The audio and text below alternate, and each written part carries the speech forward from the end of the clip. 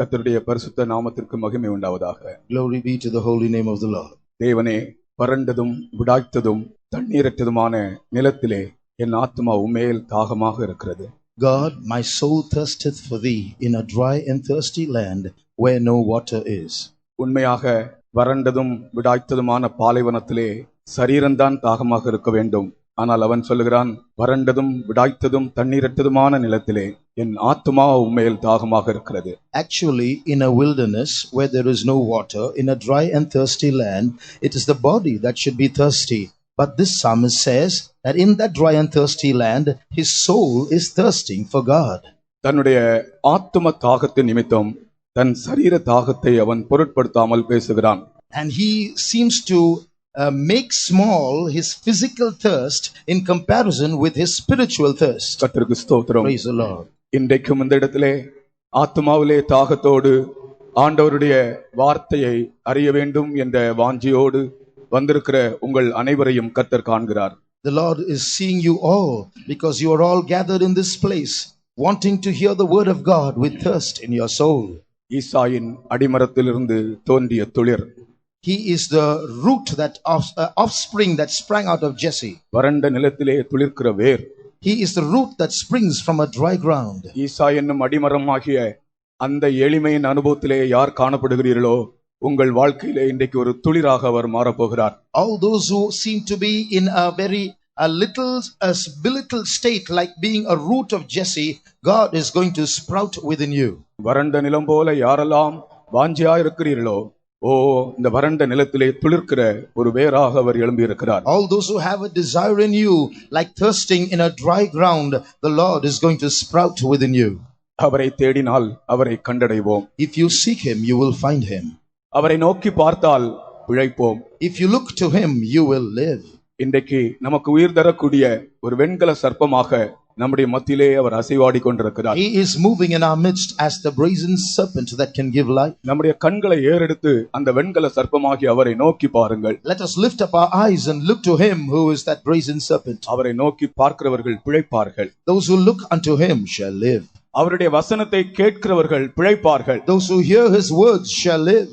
அவருடைய வார்த்தை அன்றும் இன்றும் உயிர்ப்பிக்கிறதாகவே இருக்கிறது. His words have been enlivening those days and is still today. அவருடைய வார்த்தை அன்றும் இன்றும் குணமாக்குகிறதாகவே இருக்கிறது. His words have healed that day and still heals today. அவருடைய வார்த்தை அன்றும் இன்றும் பலப்படுத்துகிறதாகவே இருக்கிறது. His words have strengthened those days and are still today. எத்தனை பேர் அதை விசுவாசிக்கிறீர்கள்? How many of you believe this? அந்த வார்த்தை என்னை உயிர்ப்பிக்கிற வார்த்தை என்று எத்தனை பேர் விசுவாசிக்கிறீர்கள்? How many believe that his word quickens? அந்த வார்த்தை என்னை குணமாக்குற வார்த்தை என்று எத்தனை பேர் விசுவாசிக்கிறீர்கள்? How many believe that his word heals? அந்த வார்த்தை என்னை இப்பொழுதே எழுப்புகிற வார்த்தை என்று எத்தனை பேர் விசுவாசிக்கிறீர்கள்? How many of you believe that his words will raise you right now? உங்களுடைய கைகளை தட்டி கர்த்தரை ஸ்தோத்திரம் பண்ணுவோம். Clap your hands and praise Amen. God. Hallelujah. Hallelujah. Hallelujah. Hallelujah. Hallelujah. உங்களுடைய கைகளை தட்டும் போதே உங்களுடைய வாயிலிருந்து உரத்த சத்தமான துதி உண்டாக வேண்டும். As you clap your hands, there should be simultaneous praise from your mouths. அவரை கை கொட்டி மகிமைப்படுத்துங்கள் என்று வசனம் சொல்லுகிறது. The Bible says, clap your hands and exalt the Lord. நீங்கள் கைகளை தட்டிக்கொண்டு உரத்த சத்தமாய் அவரை துதிப்போம். And with triumphant praise God. இப்பொழுதே தேவனுடைய ஒரு வல்லமை எழும்பி உங்களை குணமாக்குகிறது. Right now a power of God will descend to heal you. இயேசு கிறிஸ்து நேற்றும் இன்றும் என்றும் மாறாதவராக இருக்கிறார். Jesus Christ the same yesterday, today and forever. Thank you, Jesus. ரபகஷ்டபல கதுலபஹலா இடபல தவேரியா சரபல கதுலபல கதுலா. ஹalleluya ஹalleluya ஹalleluya. ரெட்டிப்பான நன்மையை இன்றே தாரும் இயேசுவே. ரெண்டே லைன் கோரஸ் அப்படியே இருந்து பாடுறீங்க, என்னோட சேர்ந்து பாடுங்க. ரெட்டிப்பான நன்மையை இன்றே தாரும் இயேசுவே, அளவில்லா வல்லமை இன்றே தாரும் இயேசுவே. இந்த ரெண்டு லைன் பாடுங்க பார்க்கலாம். ரெட்டிப்பான நன்மையை இன்றே தாரும் இயேசுவே, அளவில்லா வல்லமை இன்றே தாரும் இயேசுவே. இந்த ரெண்டு அந்த 2 லைனும் எல்லாரும் பைஹார்ட் பண்ணி எல்லாரும் சத்தமா பாடு. ரெட்டிப்பான நன்மையை இங்கே தாரும் இயேசுவே, அளவில்லா வல்லமை இங்கே தாரும் இயேசுவே, அளவில்லா வல்லமை. ஆமென். இங்கே தாரும் இயேசுவே, எம்மாவூர் சீஷர்கள் போல் என் இதயம் எரியட்டுமே. எம்மாவூர் சீஷர்கள் போல் என் இதயம் எரியட்டுமே. ரெட்டிப்பான நன்மையை இங்கே தாரும் இயேசுவே, அளவில்லா வல்லமை. இங்கே குலபகரபலா. நீங்கள் பாடும்போதே As you sing, நீங்கள் பாடும்போதே as you sing, உங்கள் இருதயம் கொழுந்து விட்டு எரியும். your hearts will burn. இந்த வேத பாடத்தில் உனக்கு கிடைத்த அனுபவம் என்ன? What is the experience that you get in this Bible study? என் இருதயத்தை ஆண்டவர் எரிய செய்தார். My God made my heart burn. எம்மாவூர் சீஷர்களைப் போல என் இதயத்தை ஆண்டவர் எரிய செய்தார். இதுதான் உன்னுடைய பதிலாக இருக்க வேண்டும். This will be your response. The Lord made my heart burn like the disciples of Emmaus. எல்லாரும் கை தட்டி பாடுவோம். ரெட்டிப்பான நன்மையை இங்கே தாரும் இயேசுவே, அளவில்லா வல்லமை. இங்கே தாரும் இயேசுவே, அளவில்லா வல்லமை. இங்கே தாரும் இயேசுவே, எம்மாவூர் சீஷர்கள் போல் என் இதயம் எரியட்டுமே. எம்மாவூர் சீஷர்கள் போல் என் இதயம் எரியட்டுமே. உண்மையாகவே இந்த லைனை நீங்க சொல்லும் போது உங்களுடைய இருதயம் பற்றி எரியும். As you say, sing these lines, your hearts will burn. ஒருவேளை உன்னுடைய குடும்பம் ஒரு கொடிய தரித்திரத்தினூடாக போகிற குடும்பமாக இருக்கலாம். Your family may be going through a period of extreme poverty. உன்னுடைய வாழ்க்கை ஒரு நெருக்கடியான சூழ்நிலையின் மத்தியிலே போகிறதாக இருக்கலாம். You may be driven to a dead end in your life. ஆனாலும் எம்மாவூர் சீஷர்களுடைய இருதயம் கொழுந்து விட்டு எரிந்தது போல இன்றைக்கு கர்த்தர் உன்னுடைய இருதயத்தை கொழுந்து விட்டு எரிய But செய்வார். just like he made the hearts of the disciples at Emmaus burn, he's going to make your hearts burn too. எம்மாவூர் சீஷர்கள் போல் என் இதயம் எரியட்டுமே. எம்மாவூர் சீஷர்கள் போல் என் இதயம் எரியட்டுமே. ரெட்டிப்பான நன்மை இங்கே தாரும் இயேசுவே, அளவில்லா வல்லமை. இங்கே தாரும் இயேசுவே, அளவில்லா வல்லமை. இங்கே தாரும் இயேசுவே. 2 நிமிஷம் கூட நான் எடுத்துக்கொள்கிறேன். I take another couple of minutes. பிரியமானவர்களே, இதை இருதயத்தின் ஆழத்திலிருந்து சொல்லி பாடுங்கள். Sing this from the depth of your heart. ரெட்டிப்பான நன்மையை கர்த்தர் இன்றைக்கு உங்களுக்கு தருவார். God is going to give you double-fold blessing. எலிசாவே, உனக்கு என்ன வேண்டும்? Elisha, what do you want? ரெட்டிப்பான நன்மை வேண்டும். I want double-fold blessing. ரெட்டிப்பான அபிஷேகம் I வேண்டும். want twofold anointing. இல்லாவிட்டால் இந்த உலகத்தில் ஜெயஜீவியம் செய்வது அரிது. Otherwise it's very difficult to live a victorious life. உண்மையாகவே அருமையான தேவனுடைய ஜனங்களே, கர்த்தருடைய வார்த்தையை நான் சொல்லுகிறேன். இன்றைக்கு அவருடைய சமூகத்தில் வாஞ்சியோடு வந்திருக்கிற உங்கள் மேல் ரெட்டிப்பான நன்மையையும் ரெட்டிப்பான அபிஷேகத்தையும் கர்த்தர் ஊற்றுகிறார். Beloved people of God, I'm telling you the word of God. You who have come here with desire, God is going to give you today double-fold blessing, double-fold anointing. எல்லாரும் என்னோட கை தட்டி பாடுங்கள். Therefore, let's clap our hands and sing. ரெட்டிப்பான நன்மை இங்கே தாரும் இயேசுவே, அளவில்லா வல்லமை. இங்கே தாரும் இயேசுவே, அளவில்லா வல்லமை. இங்கே தாரும் இயேசுவே, எம்மாவூர் சீஷர்கள் போல் என் இதயம் எரியட்டுமே. எம்மாவூர் சீஷர்கள் போல் என் இதயம் எரியட்டுமே. எம்மாவூர் சீஷர்கள் போல் என் இதயம் எரியட்டுமே. எம்மாவூர் சீஷர்கள் இதயம் எரியட்டுமே. அல்லேலூயா. ஒரு தடவை கூட பாடுங்கள், ஒரு அசைவு உண்டாகும். அப்படியே once more, that there might be a moving in our midst. இரட்டிப்பான நன்மையை எனக்கு தாரும், இன்றைக்கே அளவில்லாத ஒரு வல்லமையை என் மேல் ஊற்றும். நீங்கள் இதை பாடி பாருங்கள், கர்த்தர் உங்களை அசைப்பார். Sing this song, Lord, give me double fold blessing and pour it out now upon me. The Lord will move you. தேவனுடைய வசனத்தை தியானிப்பதற்கு முன்பு ஒரு எரிகிற இருதயத்தை பெற்றுக் கொள்ளுங்கள். Before meditating on the word of God, receive a burning heart. எல்லாரும் கை தட்டி பாடுவோம். இரட்டிப்பான நன்மையை தாரும் இயேசுவே. ஆமென். அளவில்லா வல்லமையை தாரும் இயேசுவே. அளவில்லா வல்லமை தாரும் இயேசுவே.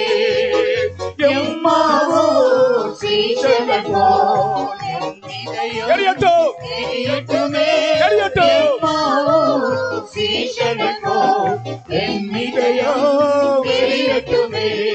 எம்மாவோ சீஷர்கள் போல் என் இதயம் எரியட்டுமே. எம்மாவோ சீஷர்கள் போல் குலவக்கசியாலா எரியட்டுமே. எம்மாவோ சீஷர்கள் போல் இருதயங்கள் எரியட்டும். எம்மாவோ சீஷர்கள் போல் என் இதயம் எரியட்டுமே. எம்மாவோ சீஷர்கள் போல் என் இதயம் எரியட்டுமே. எம்மாவோ சீஷர்கள் போல் என் இதயம் எரியட்டுமே. அல்லேலூயா.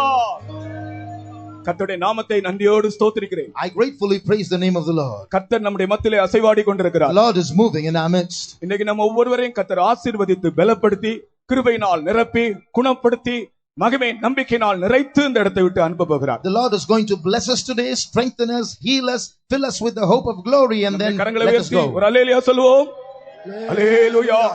நம்முடைய இந்த நாட்களிலே நான் இன்றைக்கும் நாளைக்கும் என்னுடைய தூதின் சாராம்சம் சனகரிப் மன்னனின் வார்த்தைகளும் சர்வவல்ல தேவனின் வார்த்தைகளும். The theme of my studies today and tomorrow will be the words of the king Sennacherib and the words of the Almighty God. நான் ஒரு முறை கூட சொல்லுகிறேன், என்னுடைய தூதின் சாராம்சம் சனகரிப் மன்னனின் வார்த்தைகளும் சர்வவல்ல தேவனின் வார்த்தைகளும். The summary of the theme of my message today and tomorrow will be the words of King Sennacherib and the words of the Almighty God. வேதத்தில் இடம்பெற்றுள்ள ஒவ்வொரு சம்பவங்களும் அதோடு சேர்ந்து ஒரு ஆழமான சத்தியத்தை நமக்கு தெரிவிக்கின்றன. In every incident that has found its way into the Bible, we can also find a meaning or a truth behind it. நான் இன்றைக்கு சொன்ன இந்த சனகரிப் மன்னனுடைய வார்த்தைகளும் சர்வவல்லமையுள்ள தேவனுடைய வார்த்தைகளையும் பற்றி நீங்கள் முதலாம் ரெண்டு ராஜாக்கள் 18ஆம் அதிகாரம் 19ஆம் அதிகாரங்களிலே நீங்கள் படிக்கலாம். You can find these words of King Sennacherib and the words of God in the book of 2 Kings chapters 18 and 19. நீங்கள் உங்களுடைய வீடுகளிலே போய் இந்த 18 19ஆம் அதிகாரத்தையும் ஒவ்வொரு வரியாக நீங்கள் திரும்ப திரும்ப வாசித்தால் அதிலே நீங்கள் ஆழமான காரியங்களை விளங்கிக் கொள்ளலாம். When you read these two chapters at home, line by line, again and again, you will discover many deep truths. கர்த்தருக்கு ஸ்தோத்திரம். Praise the Lord. சில விஷயங்களை இதிலிருந்து நாம் இன்றைக்கு சிந்திப்போமாக. I want to let us meditate on certain things from these passages. முதலாவது நான் இந்த சனகரிப் மன்னனை பற்றி சில வார்த்தைகள் சொல்லுகிறேன். First of all, I want to speak a few things about this king Sennacherib. சனகரிப் என்றால் சேனைகளை ஜெயிப்பவன் என்று அர்த்தம். The word Sennacherib means the one who overcomes hosts or armies. சனகரிப் என்றால் சேனைகளை ஜெயிப்பவன் என்று பொருள். The name Sennacherib means the one who overcomes armies. சேனைகளை ஜெயிக்கிறவனாக காணப்பட்டான் அந்த சனகரிப். Sennacherib was one who could overcome armies. ஆனால் தேவனுடைய சேனையிடத்திலேயோ தோல்வி அடைந்தவனாய் மாறிவிட்டான். But he was defeated by the army of God. சேனைகளை ஜெயிக்கிற அந்த சனகரிப் தேவனுடைய சேனைக்கு முன்பாக அவன் தோல்வியை தழுவிக்கொண்டான். This Sennacherib, who had a history of victories over many armies, failed before the army of God. கர்த்தருக்கு ஸ்தோத்திரம். Praise God. இந்த சனகரிப் என்பவன் அசீரிய மன்னன் என்பதை நாம் எல்லாரும் அறிந்திருக்கிறோம். We know that this Sennacherib was the king of Assyria. அசீரியா ராஜாவாகிய சனகரிப் பல காரியங்கள் அவனுடைய வாழ்க்கையிலிருந்து நாம் அறிந்து கொள்ள முடியும். We learn many things from the life of King Sennacherib. அதிலே 1-2 காரியங்களை இன்றைக்கு நான் சொல்லுகிறேன். சனகரிப்பின் சுபாவங்கள் என்ன என்று. About the nature of Sennacherib, we will learn a few things. இவன் ஒரு பெருமையான நெஞ்சும் மேட்டிமையான கண்களும் உடையவன் என்று ஏசாயா 10ஆம் அதிகாரத்தில் வாசிக்கிறோம். In Isaiah chapter 10, we read that he had haughty eyes and a heart that was lifted up. அசீரியன் என்றாலே பெருமையான நெஞ்சும் மேட்டிமையான கண்களும் உடையவன் என்று வசனம் தெளிவாக சொல்லுகிறது. The Bible says clearly that the Assyrian is a man who has a proud heart and haughty eyes. ஏசாயா 10ஆம் அதிகாரம் 12ஆம் வசனத்தை தயவு செய்து வாசியுங்கள். Read Isaiah chapter 10 and verse 12. ஆதலால் ஆண்டவர் சீயோன் மலையிலும் எருசலேமிலும் தமது செயலையெல்லாம் முடித்திருக்கும் போது அசீரிய ராஜாவினுடைய பெருமையான நெஞ்சின் வினையையும் அவன் கண்களின் மேட்டிமையான பார்வையையும் நான் விசாரிப்பேன் என்கிறார். Therefore it shall come to pass that when the Lord hath performed his whole work upon Mount Zion and on Jerusalem, I will punish the fruit of the stout heart of the king of Assyria and the glory of his high looks. இந்த சனகரிப் என்பவன் அசீரிய ராஜா என்பவன் மேட்டிமையான கண்களும் பெருமையான நெஞ்சும் உடையவன். The king of Assyria was one who had a stout heart and high looks.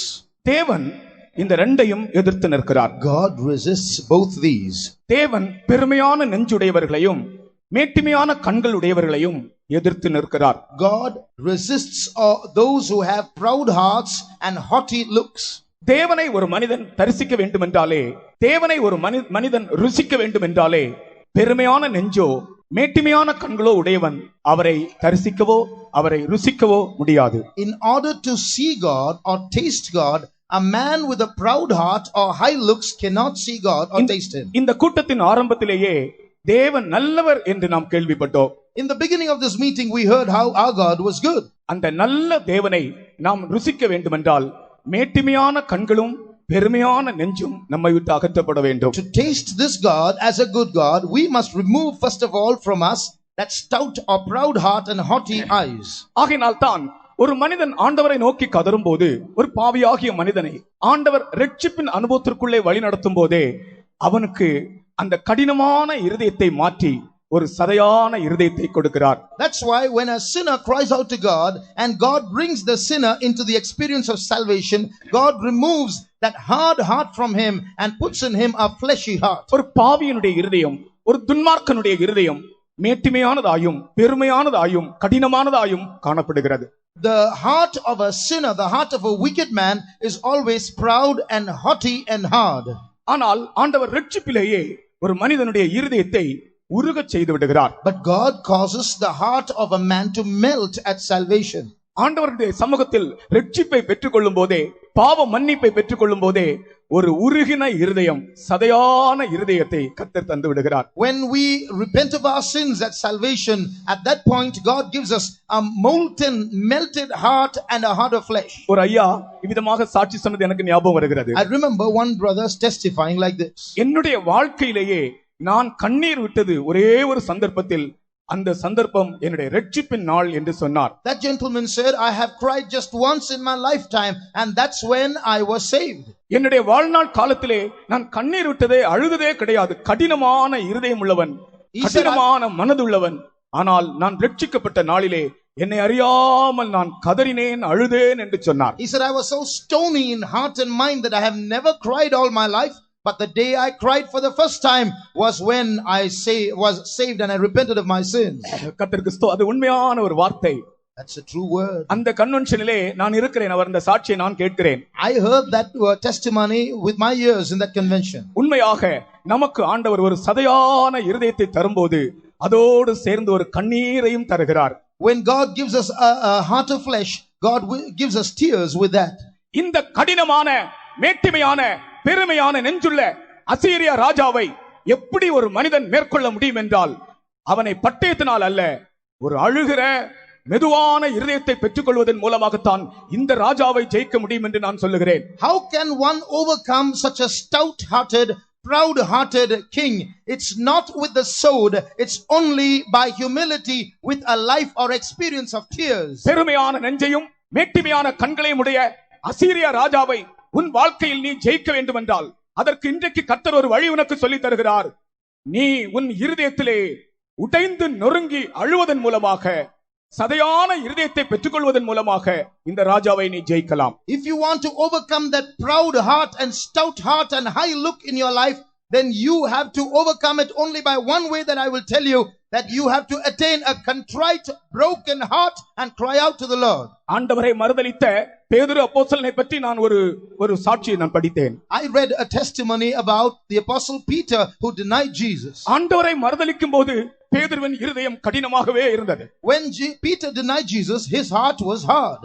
ஒரு பக்கத்திலே அவன் இயேசுவை பின்பற்றின சீஷனாக இருந்தாலும் ஆண்டவரை மறுதலிக்கிற வேளையிலே அவனுடைய இருதயம் கடினமாகவே இருந்தது. ஆகையினால் தான் இயேசுவை அவன் என்று சொல்லுகிறான். மற்ற பாஷையிலே அது தெளிவாக தெரியவில்லை. தமிழ் பாஷையில் எழுதப்பட்டிருக்கிறது, அவனே எனக்கு தெரியாது என்று தான் சொன்னான். இயேசுவை அவனே எனக்கு தெரியாது. இயேசுவை அவனே எனக்கு தெரியாது என்று சொல்லுவோமா? ஒரு சென்ட்ரல் பாஸ்டர் அவன் என்று சொல்லுவோமா? ஒரு சீஃப் பாஸ்டர் அவன் என்று சொல்லுவோமா? கடவுளை அவன் சொல்லுகிறான் அவனே எனக்கு தெரியாது என்று. Although he was a disciple of Jesus Christ following him, on one side he became hard-hearted when it came to denying Jesus, and that's why when he denied Jesus, he addressed him, as it is in the Tamil language, disrespectfully, using a pronoun that was sent disrespect to Jesus. இந்த அசீரிய ஆவிதான் அவன் இருதயத்தை கடினப்படுத்தி இருக்கலாம். I think it must have been the spirit of Assyria that made him hard-hearted. தன் இருதயம் கடினப்பட்டபோது அவன் ஆண்டவரை மறுதலித்தான். When his heart became hard, he denied his Jesus. ஆனால் சேவல் கூவின சத்தத்தை கேட்டபோது, But when he heard the sound of the cock crowing, அவனுக்கு ஒரு உணர்வு வந்தது. he was convicted. அவன் மனம் கசந்து அழுதான் என்று நாம் எல்லாரும் அறிந்திருக்கிறோம். We all know how he wept bitterly. அந்த சேவல் கூவுகிற நேரத்திலே அவன் மனம் கசந்து அழுதானாம். When the cock crew, then he wept bitterly. பேதுருவின் மாணவர் என்று அழைக்கப்படுகிற கிளமெண்ட் ஆஃப் ரோம் அல்லது ரோமாபுரி கிளமெண்ட் என்பவன் அவன் தன்னுடைய நிருபத்தில் அவன் எழுதுகிறான், தன்னுடைய கதை சுருக்கத்தில் அவன் எழுதுகிறான், இந்த பேதுருவோடு அவன் கூட இருந்து அநேக காரியங்கள் கற்றுக்கொண்டவனா. அவன் சொல்லுகிறான், அந்த நாளில் இருந்து பேதுருவின் கடைசி நாள் வரைக்கும் ஒவ்வொரு நாளும் சேவல் கூவுகிற நேரத்திலே இந்த பேதுரு எழும்பி மனம் கசந்து அழுவது பேதுருவின் ஒரு வழக்கமாக இருந்தது என்று எழுதுகிறான். Clement of Rome, who was a student of Peter, has written in his writings that from the day that Peter wept that day, every time the cock crew after that, Peter would stand up and weep. திரும்பவும் அதை உங்கள் முன்னே வைக்கிறேன். I place this again before you. அசீரியா ராஜாவின் பெருமையான நெஞ்சையும் மேட்டிமையான கண்களையும் நாம் ஜெயிக்க வேண்டும் என்றால், to overcome a proud heart and the high looks of Assyria, இந்த பேதுரு மனம் கசந்து அழுத வண்ணமாக, just like Peter wept bitterly, ஒவ்வொரு நாளும் சேவல் கூவுகிற நேரத்திலே பேதுரு அன்றைக்கு அழுத வண்ணமாக, நான் நினைத்தேன் ஒரே நாள்ல அழுது முடித்திருப்பார் என்று.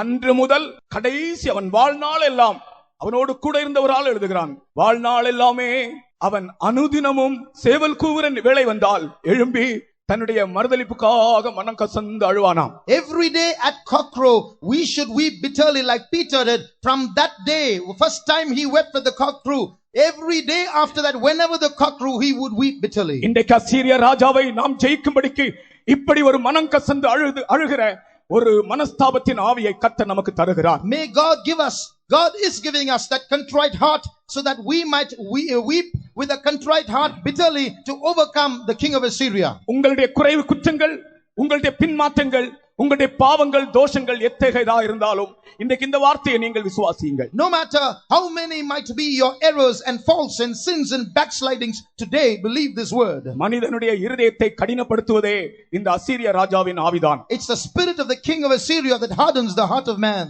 மனிதனுடைய இருதயத்தில் பெருமையை கொண்டு வருவதே, மேட்டிமையான கண்களை கொண்டு வருவதே இந்த ஆவிதான்.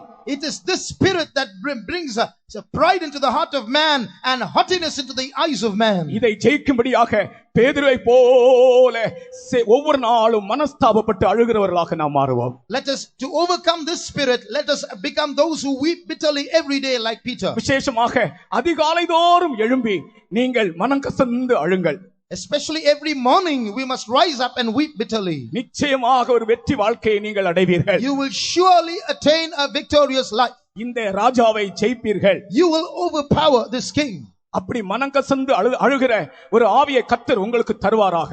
May God give you that spirit of weeping bitterly. கர்த்தர் இன்றைக்கே இப்பொழுதே உங்கள் அநேகருக்கு மனம் கசந்து அழக்கூடிய ஒரு ஆவியை கர்த்தர் அனுப்புகின்றிருக்கிறார். God is giving you right now a spirit where you can weep bitterly. காலையிலே எழும்பி நீங்கள் அழுது பாருங்கள், எந்த அசீரிய வல்லமைகளும் உங்களை ஜெயிக்க இயலாது. இது வாக்குத்தத்தமாக கர்த்தர் சொல்லுகிறார். Rise up in the morning and weep with a broken heart, and there will be no power of Assyria touching you. This is the promise of God. இந்த அசீரிய ராஜாவுக்கு 3 தளபதிகள் அதிகாரிகள் இருந்தார்கள். Now this king of Assyria had 3 generals. அல்லது 3 அதிகாரிகளை அவன் அனுப்புகிறான். He sends 3 generals. இந்த யூதாவை பிடிக்கும்படியாக எசேக்கியா ராஜாவினிடத்திலே 3 அதிகாரிகளை அனுப்புகிறான். To capture Judah, he sends 3 of his representatives or leaders to Hezekiah. முதல் அதிகாரிக்கு தர்தான் என்று பெயர். 17ஆம் வசனம், 18ஆம் அதிகாரம் 17ஆம் வசனம். முதல் அதிகாரிக்கு தர்தான் என்று பெயர். 2 Kings 18:17. அது அவனுடைய பெயர் அல்ல, அவனுடைய பட்ட பெயர், அவனுடைய உத்தியோக பெயர். His name was Tartan. That was not his proper name, but it was his title. அடுத்தவனுடைய பெயர் ரப்சாரிஸ். The next name was Rabsaris. மூன்றாவது அதிகாரியுடைய பெயர் ரப்சாக்கே. The third man's name was Rabshakeh. இந்த தர்தான் என்பவன் அவனுடைய படை தளபதி, அவன் தான் பெரியவன். Tartan was the first, he was the captain of the host. அவனுக்கு அடுத்த தளபதி தான் ரப்சாக்கே. The next in line was Rabshakeh. இந்த தர்தான் என்பதும் ரப்சாக்கே என்பதும் அவர்களுடைய பெயர் அல்ல, அவருடைய பட்ட பெயர், அவர்களுடைய உத்தியோக பெயர். Tartan and Rabshakeh are not proper names for those people, they are their titles. கர்த்தருக்கு ஸ்தோத்திரம். Praise the Lord. அவர்களுடைய உத்தியோகத்தின் நிமித்தம் கொடுக்கப்பட்ட பெயர்கள். They are names given to them because of their office. ரப்சாரிஸ் என்பவன் அவனுடைய அரண்மனை விசாரிப்புக்காரர்களில் முதன்மையானவன். Rabsaris was one of the counselors in the palace. இந்த 3 பேரையும் தான் எசேக்கியா அவனிடத்தில் பேசும்படி அனுப்புகிறான். Sennacherib sends these 3 people to speak to Hezekiah. சத்துரு நமக்கு விரோதமாய் வரும் முன்பு அவனுடைய வார்த்தைகளை நமக்கு அனுப்புகிறான். Before the enemy comes directly to encounter us, he first sends his word. இருதயத்தில் விருத்த சேதனம் உள்ளவர்களும் செவியிலே விருத்த சேதனம் உள்ளவர்களும் சத்துருவின் வார்த்தையை அங்கீகரிக்க மாட்டார்கள். Those who are circumcised in hearts and ears will not receive the word of the enemy. அடுத்ததாக எசேக்கியாவை பற்றி நான் 1-2 காரியம் சொல்லுகிறேன். After this I would like to tell you 1 or 2 things about Hezekiah. எசேக்கியா என்றால் அர்த்தம் என்ன? What does Hezekiah mean? யெகோவாவின் பெலன் என்றுதான் அர்த்தம். The strength of Jehovah. யெகோவாவின் பெலன் என்றுதான் எசேக்கியா என்றால் அர்த்தம். Hezekiah means the strength of Jehovah. இந்த எசேக்கியாவை பற்றி நான் சாதாரணமாக பேச்சுவார்த்தையின்படி ஒரு வார்த்தை சொல்லுகிறேன். இவனை பற்றி நான் என்ன சொல்வேன் என்றால், இவன் சேற்றிலே முளைத்த ஒரு செந்தாமரை. I want to just give a passing comment about Hezekiah. He is a lotus that sprouted in the mire. இவன் சேற்றிலே முளைத்த ஒரு செந்தாமரை. He is a lotus that has sprouted in the mire. அதாவது அவனுடைய தகப்பன் ஒரு பெரிய பின்மாற்றக்காரன். அந்த பின்மாற்றக்கார தகப்பனுக்கு ஆவிக்குரிய ஒரு மகனாக இவன் எழும்பினான். That is, his father was a big backslider, and here is a son born to a spiritual son born to a backslider. ஏறத்தாழ 16 ஆண்டுகள் அவர்களுடைய வாழ்க்கையிலே இல்லாத ஒரு ஆவிக்குரிய தன்மையை திரும்பவுமாக தன் ஆட்சியிலே கொண்டு வந்தான் இந்த எசேக்கியா. This Hezekiah was able to bring some reforms in his reign, things that were absent in Israel for about 16 years. இந்த எசேக்கியா ஒரு பெரிய சீர்திருத்தவாதி. This Hezekiah was a big reformer. அவனுடைய ஆட்சி நாட்களிலே ஒரு பெரிய சீர்திருத்தத்தை அவன் ஆவிக்குரிய பகுதியிலே கொண்டு வந்தான். In his tenure of rulership, he brought about major spiritual reforms in the land. அவன் முதலாவது ஆண்டவரை தேடினான். First of all, he sought the Lord. எந்த ராஜாவும் ஆண்டவரை தேடினால் அவன் ஸ்திரப்படுத்தப்படுவான். Any king who seeks the Lord will be established. எந்த ராஜ்யமும் ஆண்டவரை தேடினால் ஆசீர்வதிக்கப்படும். Any kingdom that seeks the Lord will be blessed. அதுபோல இந்த எசேக்கியா கூட ஒரு பெரிய சீர்திருத்தவாதியாக இருந்து தன் நாட்களிலே ஒரு பெரிய ஆவிக்குரிய அனுபவத்தை ஜனங்கள் மத்தியிலே கொண்டு வந்தான். Hezekiah, being a big reformer in his days, brought about a big spiritual atmosphere in the land amongst the people. இந்த எசேக்கியா என்ன செய்தான் தெரியுமா? You know what this Hezekiah did? முதல் முறை அசீரியா ராஜா தனக்கு விரோதமாய் வந்தபோது, the first time the king of Assyria came against him, அவனோடு காம்ப்ரமைஸ் பண்ணிக்கொண்டான்.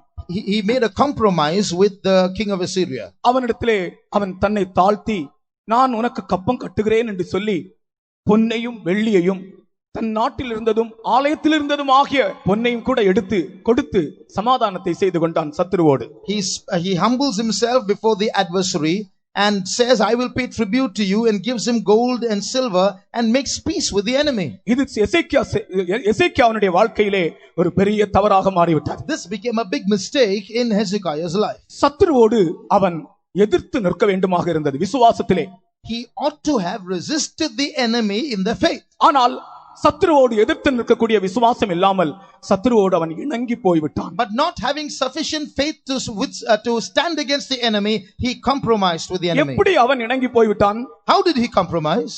ஆலயத்திலும் கூட இருந்த பொன்னை எடுத்து கொடுத்து, தன்னுடைய நாட்டில் இருந்த பொன்னை எல்லாம் எடுத்து கொடுத்து அவனோடு சமாதானம் பண்ணி கொண்டான். He took the gold out of the temple and the gold out of the land and gave it to him and made peace with him. சத்துருவை எதிர்க்கக்கூடிய விசுவாசம் இல்லை. He did not have sufficient faith to resist the enemy. ஆனால் தேவ வசனம் சொல்லுகிறது, விசுவாசத்தில் உறுதியாக இருந்து அவனுக்கு எதிர்த்து நில்லுங்கள். But the Bible says, resist the devil being steadfast in the faith. பிசாசுக்கு எதிர்த்து நில்லுங்கள், அப்பொழுது அவன் உங்களை விட்டு, சத்தமாக சொல்லுங்க, அப்பொழுது அவன் உங்களை விட்டு, இந்த சத்தத்துல அந்த சத்தத்துல ஒரு பெரிய ஜெயம் இருக்கிறது. அப்பொழுது அவன் உங்களை விட்டு, இந்த சத்தம் கூட போதாது, எல்லாரும் சேர்ந்தோமானால் இந்த கிரவுண்ட் அப்படியே அதிரும், ஸ்பீக்கரே அதிர்ந்துரும். அப்பொழுது அவன் உங்களை விட்டு ஓடி போவான். கர்த்தருக்கு ஸ்தோத்திரம். Praise the Lord. இப்பொழுது விசுவாசிகள் மட்டும்தான் சத்தமாக சொன்னார்கள், ஊழியக்காரர்கள் சத்தமாக சொல்லவில்லை. ஊழியக்காரர்கள் சத்தமாக சொன்னால் எல்லா விசுவாசிகளுடைய சத்தத்தையும் அது மிஞ்சி வேண்டும் என்று நினைக்கிறேன். The believers alone said it now, and the workers didn't say it. I think if the workers start saying it, they will overpower the believers. பிசாசோடு எதிர்த்து நில்லுங்கள், அப்பொழுது அவன் உங்களை விட்டு ஓடி போவான். உனக்கு எதிராக கிரியை செய்து கொண்டிருக்கிற சத்துருவின் வல்லமை இந்த ராத்திரியிலே ஓடி போகிறது என்று கர்த்தர் சொல்லுகிறார். The Lord says the powers of the adversary standing up against you are going to flee away from you tonight. இந்த எசேக்கியாவுடைய வாழ்க்கையிலே வந்த தவறு என்ன? What was the mistake, the wrongdoing of Hezekiah in his life? பிசாசுக்கு பயந்து, he feared the devil. சாத்தானுக்கு பயந்து, feared Satan. அவன் தன்னுடைய அரண்மனையில் இருந்த பொன்னையும் ஆண்டவருடைய ஆலயத்தில் இருந்த பொன்னையும் எடுத்து கொடுத்து சமாதானம் பண்ணி கொண்டான். He took the gold of the temple and the gold that was in his palace and gave it to the enemy and made peace with him. என்ன நடந்தது? What happened? அதனுடைய விளைவு என்ன? What was the consequences? அந்த சத்துரு அந்த பொன்னை வாங்கி போய்விட்டான். கொஞ்ச நாள்ல திரும்பி வந்து விட்டான். That enemy took the gold and went away, and after a few days came back. அவன் திரும்பி வந்தபோது அதுதான் பயங்கரமாக முடிந்தது. And when he came back the second time, it was terrible. அதைதான் நான் பின்னாலே உங்களுக்கு சொல்லுகிறேன். That's what I want to tell you. பிசாசுக்கு எதிர்த்து நில்லுங்கள், அப்பொழுது அவன் உங்களை விட்டு ஓடி போவான். Resist the devil and he will flee from you. உன்னுடைய குடும்பத்தில் போராடுகிற சாத்தான், that Satan striving against your family. உன் வேலையிலே போராடுகிற சாத்தான், that Satan striving against you in your workplace. உன்னுடைய மனதிலே போராடுகிற சாத்தான், that Satan warring in your mind. உன்னுடைய பிள்ளைகள் குள்ளே கிரியை செய்கிற சாத்தான், that Satan working in your children. நீ ஊழியம் செய்கிற இடத்திலே சபையிலே போராடுகிற சாத்தான், that Satan working in your church where you are ministering. அந்த சாத்தானோடு எதிர்த்து நில்லுங்கள், அப்பொழுது அவன் உங்களை விட்டு ஓடி விடுவான். resist that Satan and he will flee from you. கர்த்தருக்கு ஸ்தோத்திரம். Praise the Lord. அடுத்ததாக ரப்சாக்கேயை பற்றி சொல்லுகிறேன். Then I want to speak to you about Rabshakeh. இந்த ரப்சாக்கே என்பவன் இந்த அசீரியா ராஜாவுடைய படைத்தளபதிகளில் இரண்டாவது ஆனவன் என்று நான் உங்களுக்கு ஏற்கனவே சொன்னேன். I told you this Rabshakeh was number 2 in the army of the king of Assyria. இவன் என்ன செய்தான்? What did he do? இவன் எசேக்கியா ராஜாவுடைய வாழ்க்கையிலே காணப்பட்ட 4 மேன்மையான ஆவிக்குரிய அனுபவங்களை தூஷித்து பேசினான். This Rabshakeh was blaspheming 4 good attributes, spiritual attributes in the life of Hezekiah. தன்னுடைய வார்த்தையினாலே ஒரு மனிதனை வழுவச் செய்யும்படி தந்திரமாக இவன் பேசினான். He spoke subtly so that by his words he might make a man fall. எசேக்கியாவின் ஜீவியத்தில் 4 முக்கியமான அனுபவங்கள் இருந்தன. அந்த 4 அனுபவங்களுக்கு விரோதமாய் இவன் பேசுகிறான். Hezekiah had 4 spiritual experiences in his life and Rabshakeh was speaking against these. 1 தேவ நம்பிக்கை, 1 trust in God, 2 தேவ ஆலோசனை, 2 counsel of God, 3 தேவ பலன், 3 strength of God, 4 தேவ பாதுகாவல், 4 the security of God. நான் திரும்பவும் சொல்கிறேன். I say it again. எசேக்கியாவின் வாழ்க்கையிலே 4 முக்கியமான அனுபவங்கள் இருந்தன. There were 4 experiences in the life of Hezekiah. இந்த ரப்சாக்கே என்பவன் இந்த 4 அனுபவங்களுக்கு விரோதமாய் பேசுகிற வல்லமை ஆவி. This Rabshakeh is a spirit working against these 4 experiences. 1 தேவ நம்பிக்கை, 1 is trust in God, 2 தேவனுடைய ஆலோசனை, 2 the counsel of God, 3 தேவ வல்லமை அல்லாவிட்டால் பலன். 3, the power or the strength of God. 4, தேவ பாதுகாவல். 4, the protection of God. இந்த 4ஐயும் எசேக்கியா சார்ந்திருந்தான். Hezekiah relied on these 4. அவன் தேவன் மேல் நம்பிக்கை உள்ள ஒரு ராஜா. He was a king who trusted in God, தேவ ஆலோசனையின்படி ஜீவித்தவன், lived according to his counsel, தேவ வல்லமையை சார்ந்து கொண்டவன், leaned upon the power of God. தேவனுடைய பாதுகாவலை நம்பி இருந்த ராஜா. He trusted in the security of God. இந்த ரப்சாக்கே என்பவன் இந்த 4 அனுபவங்களுக்கு விரோதமாய் பேசுகிறான். This Rabshakeh is now speaking against these 4 experiences. முதலாவது தேவ நம்பிக்கைக்கு விரோதமாய் அவன் பேசின வார்த்தை. The first words that he spoke against the trust in God. 18ஆம் அதிகாரம் 19ஆம் வசனத்தை படிப்போம். Read 18-19. ரப்சாக்கே அவர்களை நோக்கி, அசீரியா ராஜாவாகிய மகாராஜாவானவர் உரைக்கிறதும் நீங்கள் எசேக்கியாவுக்கு சொல்ல வேண்டியதும் என்னவென்றால், நீ நம்பி இருக்கிற இந்த நம்பிக்கை என்ன?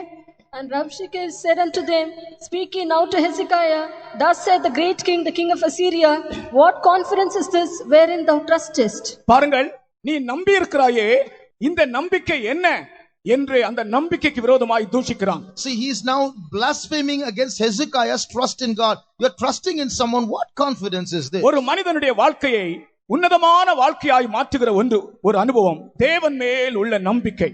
Trust in God is something that elevates a man's life. கர்த்தருக்கு ஸ்தோத்திரம். Praise God. சகோதரனே சகோதரியே, உன்னுடைய ஜீவியத்தில் தேவனை நீ நம்பி இருக்கிறாயா? தேவன் மேல் உள்ள நம்பிக்கை உனக்கு காணப்படுகிறதா? Brother, sister, do you trust in God? Do you have the trust in God in you? இந்த ரப்சாக்கே வந்து சொல்லுகிறான், இது அசீரியா ராஜாவுடைய ஆலோசனை. அவன் சொல்லி அனுப்பி இதை சொல்லும்படியாக சொல்லி அனுப்பி அந்த வார்த்தையை சொல்லுகிறான். நீ நம்பி இருக்கிற நம்பிக்கை என்ன என்று கேட்கிறான். Rabshakeh is now pronouncing those words that the king of Assyria has sent him to pronounce. What is this confidence in whom you trust? அதே வார்த்தைதான், அதே கேள்விதான் இந்த நாட்களிலும் தேவ ஜனங்களுக்கு விரோதமாய் பிசாசு கேட்கிற கேள்வி. நீ நம்பி இருக்கிறாயே, இந்த நம்பிக்கை என்ன என்று ஏளனமாக கேட்கிறான். In these days it is the same question that Satan is asking many children of God. What is this that you are trusting in? இந்த எசேக்கியா ராஜாவை பற்றி சொல்லப்பட்டிருக்கிற ஒரு வசனம், யூதா ராஜாக்களில் எல்லாரை பார்க்கிலும் இவனை போல தேவன் மேல் நம்பிக்கை உள்ளவன் அவனுக்கு முன்னும் இல்லையாம் பின்னும் இல்லையாம். There was a verse in the Bible about Hezekiah. Of all the kings of Judah who ever ruled, there was no king like Hezekiah before him or after him who trusted in God. 18ஆம் அதிகாரம் 5ஆம் வசனத்தை வாசிப்போம். அவன் இஸ்ரவேலின் தேவனாய கர்த்தரின் மேல் வைத்த நம்பிக்கையிலே அவனுக்கு பின்னும் அவனுக்கு முன்னும் இருந்த யூதாவின் ராஜாக்களிலெல்லாம் அவனை போல் ஒருவனும் இருந்ததில்லை. தேவன் மேல் வைத்த நம்பிக்கையிலே அவனுக்கு முன்னும் அவனுக்கு பின்னும் அவனை போல் ஒரு ராஜா எழும்பினதில்லை. இங்கிலீஷ்ல வாசிங்க. He trusted in the Lord God of Israel, so that after him was none like him among all the kings of Judah, nor any that were before him.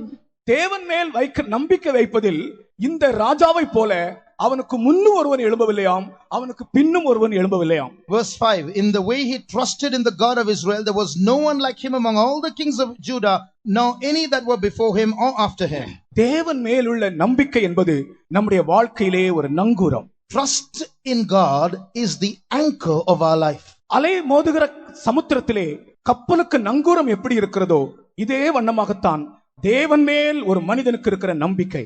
Just like a ship is held by an anchor in a storm-tossed sea, a man who trusts in God is in the same position as the ship. நீயே உன் இருதயத்தின் ஆழத்திலிருந்து இதற்கு பதில் சொல்லிக்கொண்டே வா. You keep responding to these things in your heart. நீ கர்த்தர் மேல் நம்பிக்கை வைத்திருக்கிற ஒரு மனிதனாக இருக்கிறாயா? Are you a person who is trusting in God? எசேக்கியாவை பற்றி அந்த வசனம் நான் வாசித்து மிகவும் சந்தோஷப்பட்டேன். அவனை போல ஒரு மனிதன் முன்னேயும் எழும்பவில்லையாம், அவனுக்கு பிறகும் அவனை போல அவ்வளவு கர்த்தர் மேல் நம்பிக்கை வைத்த ஒரு ராஜா. When I read these words, I rejoiced because I discovered how Hezekiah was put his trust in God so much that there was no king before him or after him who trusted in God like Hezekiah did. கர்த்தரை நம்பினால் நம்முடைய வாழ்க்கை எப்படி இருக்கும் என்று 1, 2, 3 சில காரியங்கள் சொல்லுகிறேன். I want to say, tell you 1 or 2 or 3 things as to how our life will be if we trust in God. கர்த்தரை நம்புகிறவர்களுக்கு தாழ்ச்சியே வராதாம். Those who have trust in God will never suffer want. 34ஆம் சங்கீதம் நாம் எல்லாரும் விரும்புகிற ஒரு சங்கீதம் தானே. Psalm 34 is a psalm that we all like, isn't it? கர்த்தரை நம்புகிறவர்களுக்கு, கர்த்தரை தேடுகிறவர்களுக்கோ ஒரு நன்மையும் குறைவில்லை. They that trust in the Lord shall not want any good thing. அதை வாசிங்க. Read that. சிங்கக்குட்டிகள் தாழ்ச்சியடைந்து பட்டினியாயிருக்கும், கர்த்தரை தேடுகிறவர்களுக்கோ ஒரு நன்மையும் குறைவுபடாது. The young lions do lack and suffer hunger, but they that seek the Lord shall not want any good கர்த்தரை thing. நம்புகிறவர்களுக்கு ஒரு நன்மையும் குறைவில்லை. They that trust in the Lord shall not want any good thing. கர்த்தருடைய நாமத்துக்கு ஸ்தோத்திரம். Praise be to God. நீ கர்த்தர் மேல் நம்பிக்கை வைத்தால் உன்னுடைய வாழ்விலே தாழ்ச்சி என்பது வராது. If you trust in God, you will not suffer want in your life. சிங்க குட்டிகள் தாழ்ச்சி அடைந்து பட்டினியாக இருக்குமா? Even little lions can become hungry and suffer want.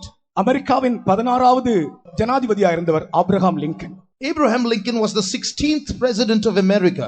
அவருடைய வாழ்க்கை சரித்திரத்திலே இந்த வசனத்தை, இந்த சங்கீதத்தை அவர் அடிக்கடி வாசிப்பாராம். In his history, in his biography, we read that he often would read this as a verse from this psalm. அவருடைய வேதாகமம் அந்த அருங்காட்சியகத்திலே வைக்கப்பட்டிருக்கிறது. His Bible is kept there in the exhibition there. அங்கே அந்த பைபிளை இந்த 34ஆம் சங்கீதம் தான் திறந்து வைத்திருக்கிறார்களாம். And they have placed his Bible open at the 34th psalm. அவருடைய பைபிளை எடுத்து மூடி விட்டு எப்ப திறந்தாலும் அது 34ஆம் சங்கீதம் தான் வருமாம். ஏனென்றால் அதை அடிக்கடி அவர் திறந்து படித்து அவருடைய பைபிளை மூடி திறந்தால் எப்ப திறந்தாலும் எப்படி திறந்தாலும் 34ஆம் சங்கீதம் தான் வருமாம். He has opened his Bible at Psalm 34 so many times that if you close his Bible and open it at random, you will most often find it open at the Psalm 34. கர்த்தரை நம்புகிறவர்களுக்கு ஒரு நன்மையும் குறைவில்லை. They that trust the Lord shall not want any good thing. கர்த்தருக்கு ஸ்தோத்திரம். Praise God. கர்த்தர் மேல் நம்பிக்கை வைப்பதை பற்றி அங்கு மேல் வசனத்திலிருந்தே சொல்லப்பட்டு வருகிறது. From the first verse onwards we read about putting our trust in God. ஒரு முறை நம்முடைய விசுவாசி, ஒரு ஏர்போர்ஸ்ல வேலை செய்த ஒரு விசுவாசி தன்னுடைய சாட்சியை விதமாக சொன்னார். One day a believer who was working in the Air Force explained his testimony. திடீரென்று ஒரு சைரன் கொடுப்பாரலாம். They will suddenly blow a siren. அந்த சைரன் கேட்டால் எந்த ட்ரெஸ்ல, நைட் ட்ரெஸ்ல இருந்தால் அப்படியே ஓடி போய் ட்ரெஞ்ச்ல படுக்கணும்.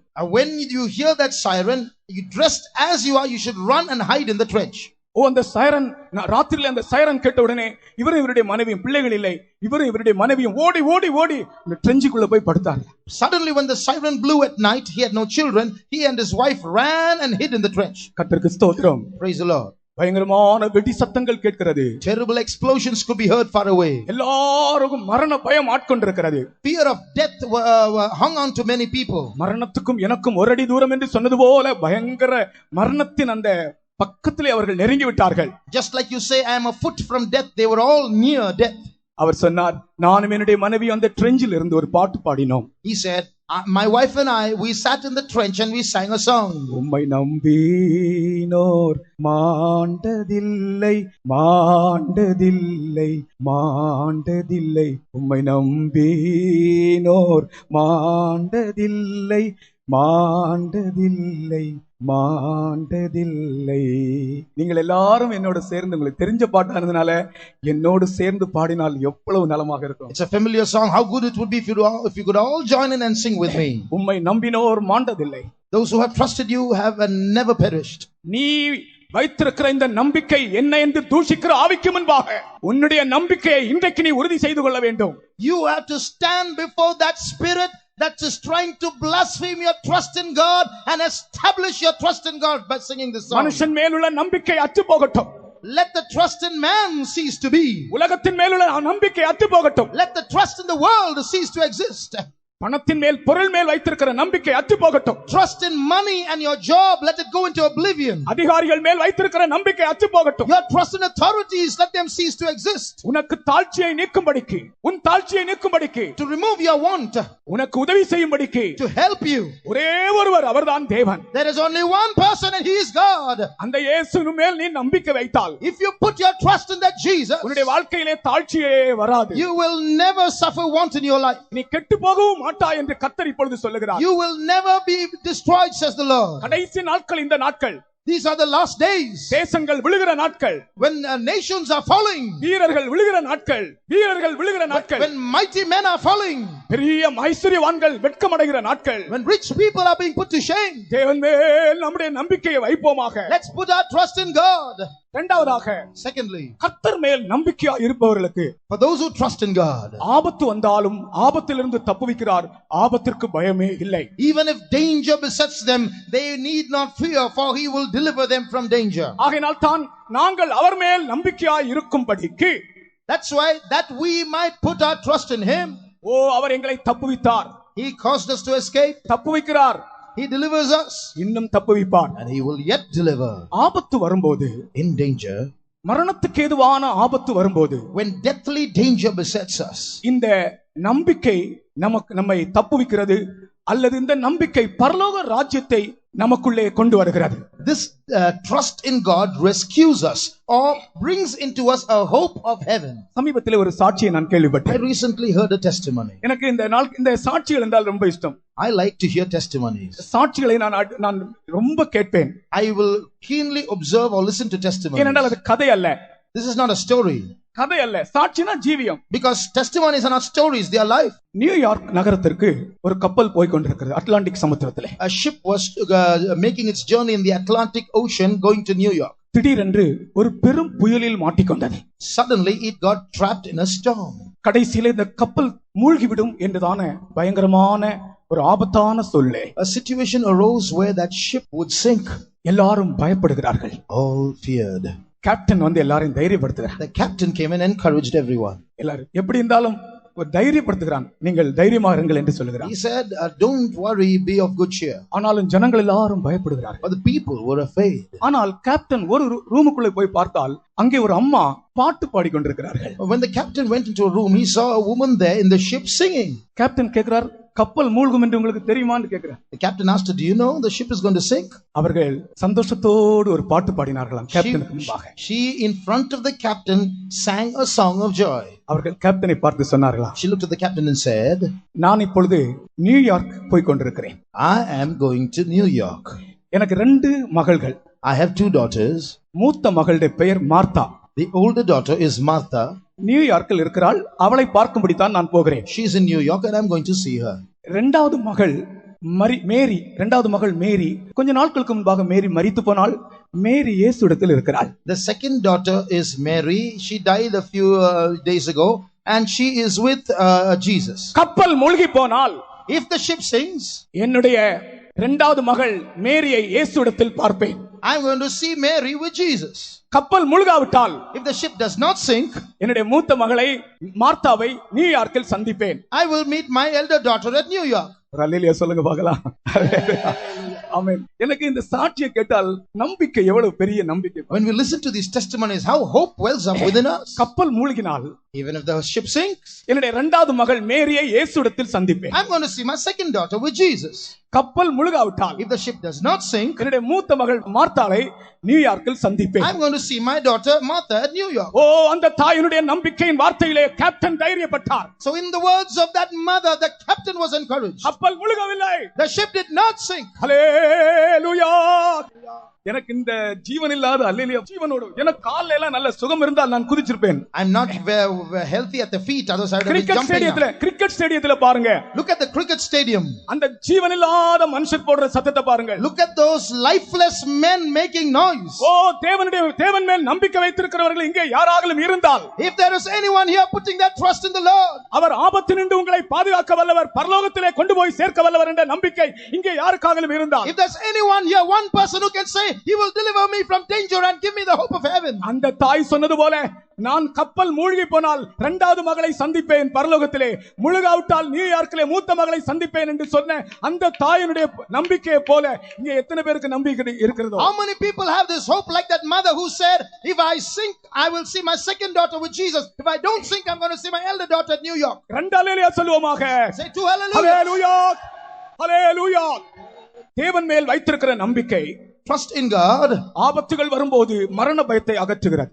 removes fear of death in times of danger. இம்மைக்காக மாத்திரம் நாம் கிறிஸ்துவின் மேல் நம்பிக்கை வைத்திருந்தால் எல்லா மனுஷரை பார்க்கலும் பரிதபிக்கப்படத்தக்கவர்களாய் இருப்போம். If we put our trust in Christ only for things of this world, we will of all men be most miserable. நம்முடைய நம்பிக்கை நம்முடைய மரணத்துக்கு அப்பாற்பட்டது. Our trust, our hope is beyond death. ஆபத்தினின்று காக்கிறவர், He delivers us from danger. சாவினின்று காக்கிறவர், He delivers us from death. செத்தாலும் And even if we die, மரணம் வந்தாலும், even if death comes, மரணத்துக்கு அப்பால் ஒரு வாழ்க்கையை நமக்கு அந்த நம்பிக்கை தருகிறார். that hope gives us a life beyond death. அதற்காகத்தான் நான் தேவன் மேல் நம்பிக்கை வைத்திருக்கிறேன் என்று நீங்கள் சாட்சி சொல்ல வேண்டும். You have to testify saying, that's why I have put my trust in God. கர்த்தருக்கு ஸ்தோத்திரம். Praise God. தேவன் மேல் நம்பிக்கை வைக்கிற ஜீவியம் A life of trusting in God மனிதனுடைய வாழ்க்கையே மகிமைப்படுத்தி விடுகிறார். glorifies a man's life. அடுத்ததாக இந்த நம்பிக்கை நமக்கு இருந்தால் என்ன நடக்கிறது? Next, if we have this hope, what will happen? நாம் என்ன கர்த்தரிடத்தில் எதை கேட்கிறோமோ, Whatever we ask the Lord, அந்த காரியத்தை நாம் கர்த்தரிடத்தில் பெற்றுக்கொள்கிறோம். we can receive it from the Lord. தேவன் மேல் நம்பிக்கை இல்லாதவன் ஜெபிக்க முடியாது. A person who does not trust in the Lord cannot pray.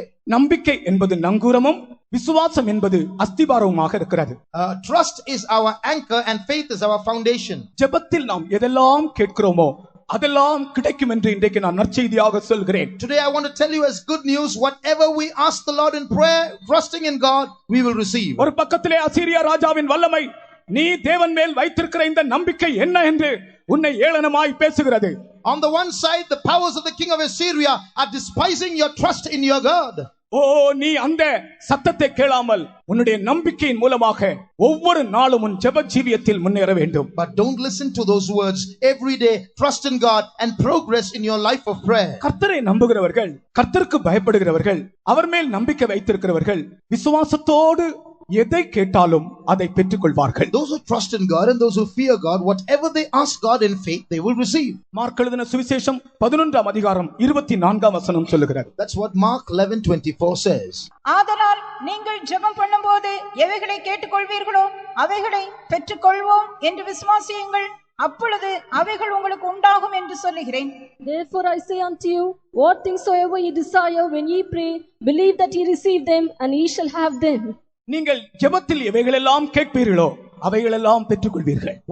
Whatsoever you shall ask in prayer, you will receive. தன்னுடைய வாலிப நாட்களிலே மிகுந்த பாவத்திலே ஜீவித்தபடியினால் தன்னுடைய சரீரம் பலவீனம் அடைந்த ஒரு மனிதன் ஒரு கூட்டத்திற்கு வந்திருந்தார். One man who lived a life of sin in his young days and consequently became very weak physically attended a meeting. அவனுடைய சரீரம் தள்ளாடுகிறதாக இருந்தது. His body was feeble. பாவத்தின் நிமித்தமாக சரீரம் பலவீனம் அடைந்து விட்டது. Because the body became weak as a result of sin. ஆனால் கூட்டத்திலே முதல் நாள் கூட்டத்திலே வந்து தேவனுடைய வசனத்தை கேட்கிறான். But he came to hear the word of God on the first day of the meetings. விசுவாசத்தினாலே நீங்கள் எதை கேட்டாலும் பெற்றுக்கொள்வீர்கள். Whatever you shall ask by faith, you will receive. இந்த வசனத்தை அவன் ஆண்டவரிடத்திலே சொந்தமாக்க தொடங்கினான். He started claiming this verse from the Lord as his own. அடுத்த வார்த்தை அவன் சொன்னான், சுகத்தை கேட்கிறேன் ஆண்டவரே என்று சொன்னான். The next response was, Lord, I ask for healing. சுகத்தை கேட்கிறேன் ஆண்டவரே என்று சொன்னான். He said, Lord, I ask healing. அவன் கேட்ட மாத்திரத்தில் கர்த்தர் அவன் சரீரத்திலே சுகத்தை தந்தார். The moment he asked for healing, the Lord granted healing. சரீர சுகம் என்பது தேவன் மேலுள்ள நம்பிக்கையிலே கிடைக்கிற ஒன்றாக இருக்கிறது. Physical healing is something that is received based on trusting in God. கர்த்தருக்கு ஸ்தோத்திரம். Praise God. இங்கே யாருக்காகவும் சரீர சுகம் தேவைப்பட்டால், if there's anyone here who needs physical healing, தேவன் மேல் நம்பிக்கையோடு கூட கர்த்தாவே நான் சுகத்தை விரும்புகிறேன் கேட்கிறேன் என்று சொல்லுங்கள். With trust in God, faith in God, say, Lord, I ask for healing. தேவன் நம்மை சுகப்படுத்துகிற தேவனாக இந்த முதல் நாளிலே கடந்து வந்திருக்கிறார். This first day God is in our midst as a God who can heal us. தெய்வீக சுகம் என்பது இந்த நாட்களில் அநேகர் அறிந்திராத ஒரு புதிராய் காணப்படுகிறது, மறைவான பொருளாய் காணப்படுகிறது. Divine healing is a hidden truth which many people do not know or understand. ஒரு நாள் நான் ஒரு தேவனுடைய மனுஷன் இவ்விதமாய் சொன்னதை கேட்டேன். One day I heard a man of God saying this. தெய்வீக சுகத்தை விசுவாசியுங்கள். Believe in divine healing. தேவன் நம்மை சுகப்படுத்த வல்லவர். God is able to heal us. அந்த வார்த்தை சொல்லும் போதே சரீரத்தில் பலவீனமாய் இருந்தவர்கள் சுகமடைந்தார்கள். The moment he said that, people who were weak in the body were healed. சில நாட்களுக்கு முன்பு நடந்த ஒரு காரியத்தை சொல்லுகிறேன். I want to tell you an incident that took place some days ago. ஒரு டீச்சர் நம்முடைய விசுவாசி, a teacher, our believer. இன்னொரு டீச்சர் ஒரு இந்து மதத்தை சேர்ந்த ஒரு ஆள். And there was another teacher belonging to the Hindu religion. கிறிஸ்தவன் அல்லாத அந்த சகோதரி டீச்சருக்கு இந்த கையிலே ஒரு eczema. That non-Christian teacher had eczema in her hand. இந்த கையிலே ஒரு eczema. There was eczema in her hand. பார்க்க முடியாது, அருவருப்பாக இருக்கும். It was an abominable sight. தண்ணீர் வடிந்து கொண்டே இருக்கும். It was oozing. துர்நாற்றம் எடுத்துக்கொண்டே இருக்கும். And stinking. அந்த விசுவாசியாகிய இருந்த டீச்சர் ஒரு வார்த்தை சொன்னார்கள். That believer teacher uttered a word. தேவனால் கூடாத காரியம் இல்லை. There's nothing impossible with God. கர்த்தரிடத்தில் விசுவாசத்தோடு எதை கேட்டாலும் பெற்றுக்கொள்வீர்கள். Whatever you shall ask God with faith, you will receive. கர்த்தருக்கு ஸ்தோத்திரம். Praise the Lord. நீங்கள் போய் இந்த ராத்திரியிலே இந்த 2 வசனங்களையும் சொல்லுங்கள். You mention these 2 verses at home. Go home and mention these verses. அந்த டீச்சர் வீட்டிலே போய் அப்படியே அந்த வார்த்தையை விசுவாசித்து தேவனால் கூடாத காரியம் இல்லை, விசுவாசத்தோடு நீங்கள் எதை கேட்டாலும் பெற்றுக்கொள்வீர்கள், இந்த 2 வார்த்தையும் சொன்னார்கள். This non-Christian teacher went home and repeated these 2 words. With God nothing is impossible.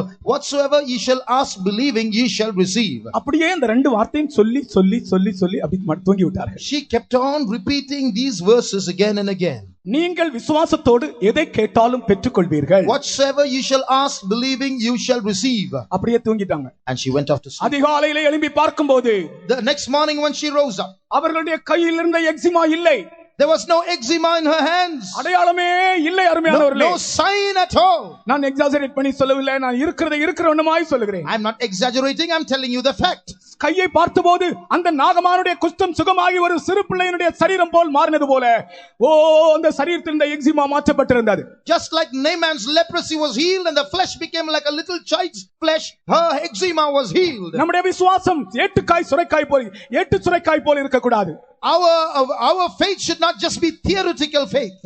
நம்முடைய விசுவாசம் அப்படியே பிராக்டிகல்ல கொண்டு வருவோமாக. Let us make our faith practical. நீ கர்த்தரை விசுவாசிக்கிற நம்புகிற ஒரு ஆளா இருந்தால், if you are a person believing in God, அவரிடத்தில் கேட்கிறது உனக்கு கிடைக்கும். whatever you ask you will receive. கர்த்தருக்கு ஸ்தோத்திரம். Praise God. கர்த்தாவே நான் சுகத்தை கேட்கிறேன். Lord, I ask for healing. ஒருவேளை உங்களுக்கு வியாதியா இருந்தால் உங்க வியாதிக்காக நீங்கள் அப்படி சொல்லுங்கள். இல்லாவிட்டால் இங்க யாராவது வியாதியஸ்தர் வந்திருந்தால் அவர்களுடைய வியாதிக்காக அப்படி சொல்லுங்கள். Perhaps you're sick, then say it for your sickness. If you know someone who is here who is sick, say it for their sickness. வசனம் என்ன சொல்கிறது? What does the word of God say? விசுவாசத்தோடு எதை கேட்டாலும் பெற்றுக்கொள்வீர்கள். Whatsoever you shall ask believing, you shall receive. இப்ப நாம் எல்லாரும் சேர்ந்து கேட்போம். கர்த்தாவே நான் சுகத்தை கேட்கிறேன். எல்லாரும் அப்படி சொல்ல வேண்டும். Let's all get together and ask the Lord, Lord, I asked for healing. இந்த முதல் நாள் கூட்டத்திற்கு வந்திருக்கிற வியாதியஸ்தரை கர்த்தர் இப்பொழுதே சுகமாக்குகிறார். In the first day's meeting, those who have come here sick, God is going to heal you. இது என்னுடைய வார்த்தை அல்ல. This is not my word. இது கர்த்தருடைய வார்த்தை. These are the words of the Lord. நீ தேவன் மேல் நம்பிக்கையா இருக்கிறாயா?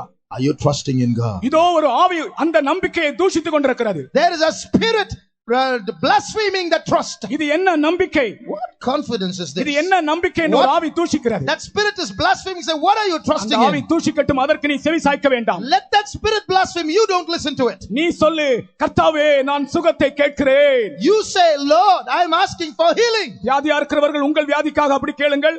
மற்றவர்கள் இங்கே வந்திருக்கிற வியாதியஸ்தருக்காக அப்படி கேளுங்கள். Those who are sick, ask it for your sickness. Those who are not sick, ask it for someone else's sickness. கர்த்தாவே நான் சுகத்தை கேட்கிறேன். Lord, I ask for healing. கர்த்தாவே நான் சுகத்தை கேட்கிறேன். Lord, I ask for healing. என்னோடு சேர்ந்து சொல்லுங்க. Join me and say it. என்னோடு சேர்ந்து சொல்லுங்கள். Join with me and say it. கர்த்தாவே நான் சுகத்தை கேட்கிறேன். Lord, I ask for healing. கர்த்தாவே நான் சுகத்தை கேட்கிறேன். Lord, I ask for healing. விசுவாசத்தோடு எதை கேட்டாலும் பெற்றுக்கொள்வீர்கள். Whatsoever you shall ask with faith, you shall கர்த்தாவே receive. நான் சுகத்தை கேட்கிறேன். Lord, I ask for healing. கர்த்தருக்கு ஸ்தோத்திரம். Praise God. தேவனுடைய வல்லமை உங்களை தொட்டுக் கொண்டிருக்கிறது. The power of God is touching you. இதுபோல சுகம் மாத்திரமல்ல, Not only healing. விசுவாசத்தோடு நீங்கள் எதை கேட்டாலும் உங்களுக்கு கிடைக்கும். Whatever you ask by faith, you will receive. நான் ஒரு நாள் சின்ன பிள்ளைகளுடைய சண்டே ஸ்கூல் பிள்ளைகளுக்கு ஒரு பாட்டு சொல்லி கொடுக்க போனேன். One day I went to teach little children a song. நான் பையன்கிட்ட கேட்டேன். I asked the boys. தம்பிமாரே, நீங்கள் கர்த்தரிடத்தில் எதை கேட்டாலும் கர்த்தர் உங்களுக்கு தருவாரா? I asked the boys, whatever you ask God, will he give you? ஒரு பையன் சொன்னான், தரமாட்டார். One boy said, no, he won't give. பரவாயில்ல, அவனை கூப்பிட்டு பரவாயில்ல, அவன் இருதயத்தில் இருந்ததை சொன்னான் என்று. So I said, that's all right. Never mind. You told what was in your heart. You're frank. இன்னொரு ஆளுடைய அபிப்பிராயத்தை கேட்கிறேன். And I asked another boy. ஒரு பையன் சொன்னான், தருவார்னு சொன்னான். One boy said, no, he will give. அப்போ நான் கேட்டேன், உனக்கு என்ன வேண்டும்? Then I asked him, what do you want? அவன் சொன்னான், சைக்கிள்னு சொன்னான். He said, I want a cycle. சரி கேளு, நான் சைக்கிள் கேட்கிறேன். Then you say, I am asking for a cycle. உனக்கு சைக்கிள் கிடைக்குமா? Will you get a cycle? அவன் சொன்னான், கிடைக்கும். He said, I will get it. அந்த கிடைக்காதுன்னு முதலாவது சொன்னானே, அவனிடத்துல கேட்டேன், இவனுக்கு சைக்கிள் கிடைக்குமா? Then I asked the first boy who said, no, God won't give everything. Will this boy get a cycle? இவ்வளவு நேரத்துக்குள்ள அவன் கன்வின்ஸ் ஆயிட்டான். அவனும் சொன்னான், சைக்கிள் கிடைக்கும். In the short while he was convinced, he said, yes, that boy will get a cycle. என்ன நடந்தது தெரியுமா பாருங்கள். இந்த பிள்ளைகளுடைய விசுவாசத்தை கர்த்தர் கனப்படுத்தும்படியாக இவன் இந்த பையன் வீட்டுக்கு போகும்போது அங்கே அவனுடைய மாமா எவ்வளவு நாள் அவங்க மாமா வீட்டுக்கு வந்ததே இல்ல, அவங்க மாமா ஒரு சைக்கிள் வாங்கிட்டு வந்திருக்கிறார். Look at the amazement when those boys returned home. To their astonishment, their uncle had bought a cycle. It was ready for them. நம்முடைய விசுவாசத்தை நாம் பயிற்சியிலே கொண்டு வருவோம். We have to bring our faith into practice. நீங்கள் எதை கேட்டாலும் கிடைக்கும். Whatsoever you shall ask, you shall receive. நீங்கள் இருக்கிற இடத்திலிருந்து கொண்டே உங்களுடைய அத்தியாவசியம் எதுவோ தேவனிடத்தில் கேளுங்கள், அவரை நம்புகிறவர்களுக்கு அவர் தருகிறார். Sitting where you are, mention your need to the Lord. He will grant your needs if you trust in Him. கர்த்தருக்கு ஸ்தோத்திரம். Praise God. அடுத்ததாக Next, நாம் தேவனை நம்புவோம் என்றால், if we trust in God, நமக்கு மட்டுமல்ல நம்முடைய காலத்துக்கு பிறகு நம்முடைய பிள்ளைகளுக்கும் அடைக்கலம் கிடைக்குமாம். even after our days, our children will get refuge of the Lord. நான் சுருக்கமாக சொல்லி முடிக்கிறேன். I'm going to be brief. நீதிமொழிகள் 14ஆம் அதிகாரத்தை நீங்கள் படித்து பாருங்கள். Read Proverbs chapter 14 26ஆம் வசனத்திலே in verse 26. கர்த்தரை நம்புகிறவனுடைய பிள்ளைகளுக்கும் அடைக்கலம் கிடைக்கும். Those who trust in the Lord, even their children will have a place of கர்த்தருக்கு refuge. ஸ்தோத்திரம். Praise the Lord. சமயம் இல்லாதபடினால நான் வாசிக்க சொல்லும்போது மட்டும் வாசியுங்கள். Read only when I ask you to, because of lack of கர்த்தரை time. நம்புகிறவனுடைய பிள்ளைகளுக்கும் அடைக்கலம் கிடைக்கும். Even those who trust in God, their children will get refuge. கர்த்தரை நம்புகிறவனுடைய பிள்ளைகளுக்கும் அடைக்கலம் கிடைக்கும். Those who trust in God, their children will get refuge. நீ கர்த்தர் மேல் நம்பிக்கை வைத்தால் உன்னுடைய பிள்ளைகளுக்கும் அடைக்கலம் தருவார். If you put your trust in God, if God will give refuge to their children. கர்த்தருடைய நாமத்துக்கு ஸ்தோத்திரம். Praise the Lord. ஒரு விசுவாசிக்கு ஒரு பையன், அடங்காத பையன் ஒருவன் இருந்தான். There was a stubborn rebellious child for a நம்முடைய believer. விசுவாசிக்கு Our believer. அவனுக்கு கீழ்ப்படிதலே இல்லை. His child never obeyed. வீட்டில் இருக்கிற பணமெல்லாம் செலவு பண்ணுகிறதான் அவனுடைய வேலை. He would always spend all the money in the house. எங்கு பார்த்தாலும் அவனை பற்றி ஒரு கெட்ட பேச்சு. He had a bad reputation everywhere. அவனுடைய அம்மாவிடத்தில் சண்டை போட்டான். He would fight with his mother. ஒரு நாள் சண்டை போட்டு வீட்டை விட்டு வெளியே போகிறான். One day he fought with his mother and left the house. அவனுடைய அம்மா சொன்ன ஒரு வார்த்தை. His mother told him one thing. என் மகனே, My son, என் மகனே, my son, நீ என்னை விட்டு நீ இப்பொழுது வெளியே போகிறாய். you're leaving home, leaving me. நீ பயங்கரமான கொடிய ஒரு சமயத்தை சந்திக்க வேண்டியதா இருக்கும். You will have to meet a terrible situation. அந்த சந்தர்ப்பத்திலே நீ நினைத்துக்கொள் மகனே, நான் உனக்காக ஜெபித்துக் கொண்டே இருக்கிறேன் என்பதை நீ நினைத்துக்கொள் என்று சொன்னாள். At that time the mother said, remember when you are in that terrible situation, I am praying for you. அவன் போகிற வழியிலே On the way, ஒரு துஷ்ட மிருகம் அவனை தாக்கும்படி அவனுக்கு நேராய் வந்தது. an evil beast encountered him to resist him. மரணத்துக்கு எதுவான ஒரு சூழ்நிலை, A deathly situation. அவனுக்கு ஞாபகம் வந்தது. He remembered ஒரு suddenly. கொடிய சூழ்நிலை என்று என்னுடைய அம்மா எடுத்து காட்டினார்களே. My mother spoke of a terrible situation. இதே தான் என்று அவன் மனதிலே வந்தது. This must be it, he said. பிரியமானவர்களே, அந்த மிருகத்துக்கு முன்பு இயேசுவே, என் அம்மாவுடைய இயேசுவே, என் அம்மாவுடைய இயேசுவே என்றான். Standing before that animal, he shouted, Jesus, my mother's Jesus, my mother's Jesus. கர்த்தருக்கு ஸ்தோத்திரம். Praise the Lord. அந்த மரண தருவாய் நின்று அவன் காக்கப்பட்டான். In that perilous moment, he was preserved. திரும்பி வந்தான். He came back home. அவனுடைய அம்மாவுடைய பாதத்தில் விழுந்தான். He fell at the feet of his mother. கர்த்தரை நம்புகிற பிள்ளைகளுக்கு அடைக்கலம் கிடைக்கும். For those who trust in the Lord, even their children will get refuge. இன்றைக்கும் அவர்கள் ஆசீர்வதிக்கப்பட்ட சந்ததியாக இருக்கிறார்கள். Even today, they are a blessed generation. அம்மாவும் அப்பாவும் இறந்து போனாலும், Parents are dead. பெற்றோர் இறந்து போனாலும், The parents may be dead. தேவன் மேல் நம்பிக்கையாயிருந்த அந்த பெற்றோருடைய பிள்ளைகள் இப்பொழுது ஆண்டவருடைய அடைக்கலத்தில் ஜீவிக்கிறார்கள். Those who trusted in God, their children are now in the refuge of the Lord. நீங்கள் நம்பிக்கை உடையவர்களாக இருந்தால், If you trust in God, உங்கள் பிள்ளைகளுக்கும் உங்கள் காலத்துக்கு பிறகு உங்கள் பிள்ளைகளுக்கும் அடைக்கலம் கிடைக்கும் என்று கர்த்தர் சொல்லுகிறார். after your days, thus said the Lord, even your children will have refuge. கர்த்தருக்கு ஸ்தோத்திரம். Praise the Lord. அடுத்ததாக இந்த நம்பிக்கை என்பது சாதாரணமாக இந்த உலகத்துக்குரிய சில காரியங்கள் மட்டுமல்ல. Next, our trust in God is not just for things of this world. தேவன் மேல் நம்பிக்கை என்பது, Trusting in God means, பேதுரு அப்போஸ்தலன் அதை பற்றி எழுதுகிறார். St. Peter writes about this. அழியாததும் மாசற்றதும் வாடாததுமான அந்த சுதந்திரத்திற்கு ஏற்ற நம்பிக்கை. A hope that is eternal and incorruptible and that fadeth not away. நான் எத்தனையோ காரியங்கள் இந்த உலகத்துக்குரிய சில காரியங்களை தான் இதுவரைக்கும் சொல்லிக் கொண்டு வந்தேன். I have been telling you many things about this world till now. இந்த நம்பிக்கை என்பது அழியாததும் மாசற்றதும் வாடாததுமான அந்த சுதந்திரத்திற்கு ஏற்ற நம்பிக்கை என்று பேதுரு எழுதுகிறார். St. Peter speaks about a heavenly inheritance that is incorruptible and undefiled and that fadeth not away. 1 பேதுரு 1:4 அதை நாம் வாசிக்கலாம். You read that in 1 Peter 1:4. நமக்குள்ளே இருக்கிற நம்பிக்கை என்ன? What is that hope in us? அழியாததும் மாசற்றதும் வாடாததுமான சுதந்திரத்திற்குரிய நம்பிக்கை. It's a hope about a heavenly inheritance that is incorruptible and that fadeth not away. அப்படி என்றால் தேவனை நம்புகிறவன் எதற்காக அவரை நம்புகிறான்? So those who trust in God, what are they trusting in God for? இந்த உலகத்துக்குரிய சில காரியங்களுக்காக மட்டுமல்ல. They trusted in God not just for few worldly things. அழியாததும் மாசற்றதும் வாடாததுமான அந்த சுதந்திரத்திற்கு ஏதுவாக அவன் நம்பிக்கை வைத்திருக்கிறான். He puts his trust in God for that heavenly inheritance that is incorruptible and undefiled and that fades அந்த not away. சுதந்திரம் தான் பரலோக ராஜ்யம். That inheritance is the kingdom of heaven. பரலோக ராஜ்யத்தை பரலோக ராஜ்யம் என்று சொல்லாமல் பேதுரு சுதந்திரம் என்று அழைக்கிறார். Saint Peter does not call the kingdom of heaven as the kingdom of heaven. He calls it an inheritance. இன்றைக்கு அதையே நானும் ஊர்ஜிதப்படுத்துகிறேன். And I want to establish that once more. பரலோக ராஜ்யம் என்பது பரலோக ராஜ்யம் அல்ல, அது நம் சுதந்திரம். The kingdom of heaven is not just some kingdom somewhere up there. It's our inheritance. அந்த சுதந்திரம் என்றால் அர்த்தம் என்ன? What does that mean? நம்முடைய தகப்பனுடைய சொத்து. It's our father's property. நம்முடைய தகப்பனுடைய சொத்து. It's our father's property. தகப்பனுடைய சொத்து எப்படி மகனுக்கு சுதந்திரம் என்று அழைக்கப்படுகிறதோ, Just like the father's property is called inheritance for the அதுபோல son. பரலோகம் என்பது பரலோகம் அல்ல, உன் தகப்பனுடைய சொத்து. In the same way, heaven is not just heaven, it's your father's property. பரலோகத்தை பரலோகம் பரலோகம் என்று சொல்லி ஏதோ பரலோகம் எங்கே இருக்கிறது என்று நீங்கள் நினைக்க வேண்டாம். Don't think heaven is some second person's heaven. பரலோகம் என்றால் நம்முடைய தகப்பனுடைய சொத்து என்று தான் பேதுரு எழுதுகிறார். Peter says it's our father's inheritance. எவ்வளவு அருமையான ஒரு வார்த்தை பாருங்கள். What a blessed word. பாவத்தில் ஜீவிக்கிற மனிதனுக்குள்ளே In the life of a man living in sin, இயேசு கிறிஸ்துவினுடைய ஒரு நம்பிக்கையை கொடுத்து Jesus gives him a trust in him. அவனுக்கு பரலோக ராஜ்யத்தை குறித்துள்ள ஒரு நம்பிக்கையை, சுதந்திரத்தை குறித்துள்ள ஒரு நம்பிக்கையை தேவன் கொடுக்கிறார். God puts in that man who is a sinner a trust in the kingdom of heaven and a trust in his inheritance. இன்று முதல் பரலோக ராஜ்யத்தை நீ பரலோக ராஜ்யம் என்று சொல்லாதே, என் தகப்பனுடைய சொத்து, என்னுடைய சுதந்திரம் என்றே நீ உரிமை பாராட்டு. From today, don't call heaven just heaven. Say it that it is your father's property, your inheritance. இந்த சுதந்திரத்திற்கு ஆவியானவர் அச்சாரமாக இருக்கிறார். For this, the Holy Spirit is the earnest of our inheritance. கர்த்தருக்கு ஸ்தோத்திரம். Praise the Lord. பரலோக ராஜ்யத்தில் நீ பிரவேசிக்கும்படியாக That you might enter into the kingdom of heaven. அச்சாரமாக பரிசுத்த ஆவி கொடுக்கப்படுகிறது. The Holy Spirit is given to you as advance. எத்தனையோ நாட்கள் பரிசுத்த ஆவியை பற்றி விளக்கம் இல்லாதவனாக நான் காணப்பட்டேன். I had received the Holy Spirit so many days without understanding. பரிசுத்த ஆவி என்றால் பெந்தேகோஸ்தின் சபையினுடைய ஆவி என்று நினைத்தேன். I thought the Holy Spirit is just some spirit of Pentecost. பரிசுத்த ஆவி என்றால் மன எழுச்சியிலே செய்யப்படுகிற ஒன்று என்று நான் நினைத்தேன். I thought Holy Spirit is something that is just emotion. பரலோக பரிசுத்த ஆவி என்றால் என்ன?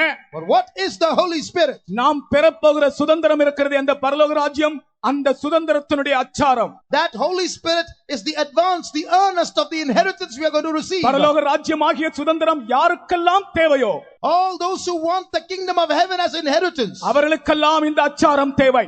all those people need this earnest. இந்த இங்கிலீஷ்ல அதற்கு earnest என்று எழுதப்பட்டிருக்கிறது. In English it's called earnest.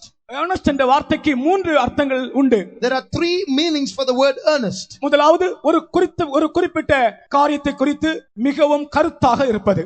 One is being earnest about something. இந்த 3 அர்த்தங்களும் அந்த பரிசுத்த ஆவியிலே நமக்கு உண்டாகிற அனுபவங்களாக நான் ஒப்பிட்டு சொல்லுகிறேன். I want to compare all these 3 meanings with the experience of the Holy Spirit. earnest என்ற வார்த்தை தமிழ்ல அச்சாரம், இங்கிலீஷ்ல earnest.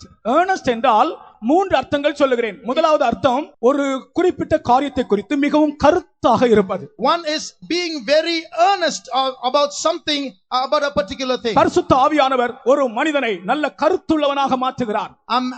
The Holy Spirit makes a man earnest about things. கர்த்தருக்கு ஸ்தோத்திரம். Praise the Lord. அதுவரைக்கும் நீ கவலையினமாக ஒரு வாழ்க்கை செய்திருப்பாய். Before that, till then, he would have lived a careless life. ஆனால் பரிசுத்த ஆவியின் அபிஷேகம் ஒரு கேர்லெஸ் ஆய் ஜீவிக்கிற ஒரு மனிதனை கருத்துள்ளவனாய் மாற்றுகிறார். But the Holy Spirit makes a careless man an earnest man. ஆகையால் தான் அதற்கு earnest என்ற பெயர். That is why he has that name earnest. இன்றைக்கு எத்தனையோ பேரை பாருங்கள், உலகத்திலே தங்கள் வாழ்க்கை குறித்தே ஒரு கவலை இல்லாமல் அலைகிறார்கள். Today so many people have no concern about their life. They are sauntering here and there. தன்னுடைய பொறுப்பு என்ன என்றே சிலருக்கு தெரியாமல் அலைகிறார்கள். They are wandering, not realizing their responsibilities. ஆனால் பரிசுத்த ஆவியானவர் உன்னை ஒரு கருத்துள்ளவனாக மாற்றுகிறார். But the Holy Spirit makes you an earnest person. கர்த்தருக்கு ஸ்தோத்திரம். Praise the Lord. இரண்டாவது அர்த்தம், The second meaning, ஒரு பொருளுக்கோ ஒரு நிலத்திற்கோ ஒரு வீட்டிற்கோ கொடுக்கிறதான அட்வான்ஸ்.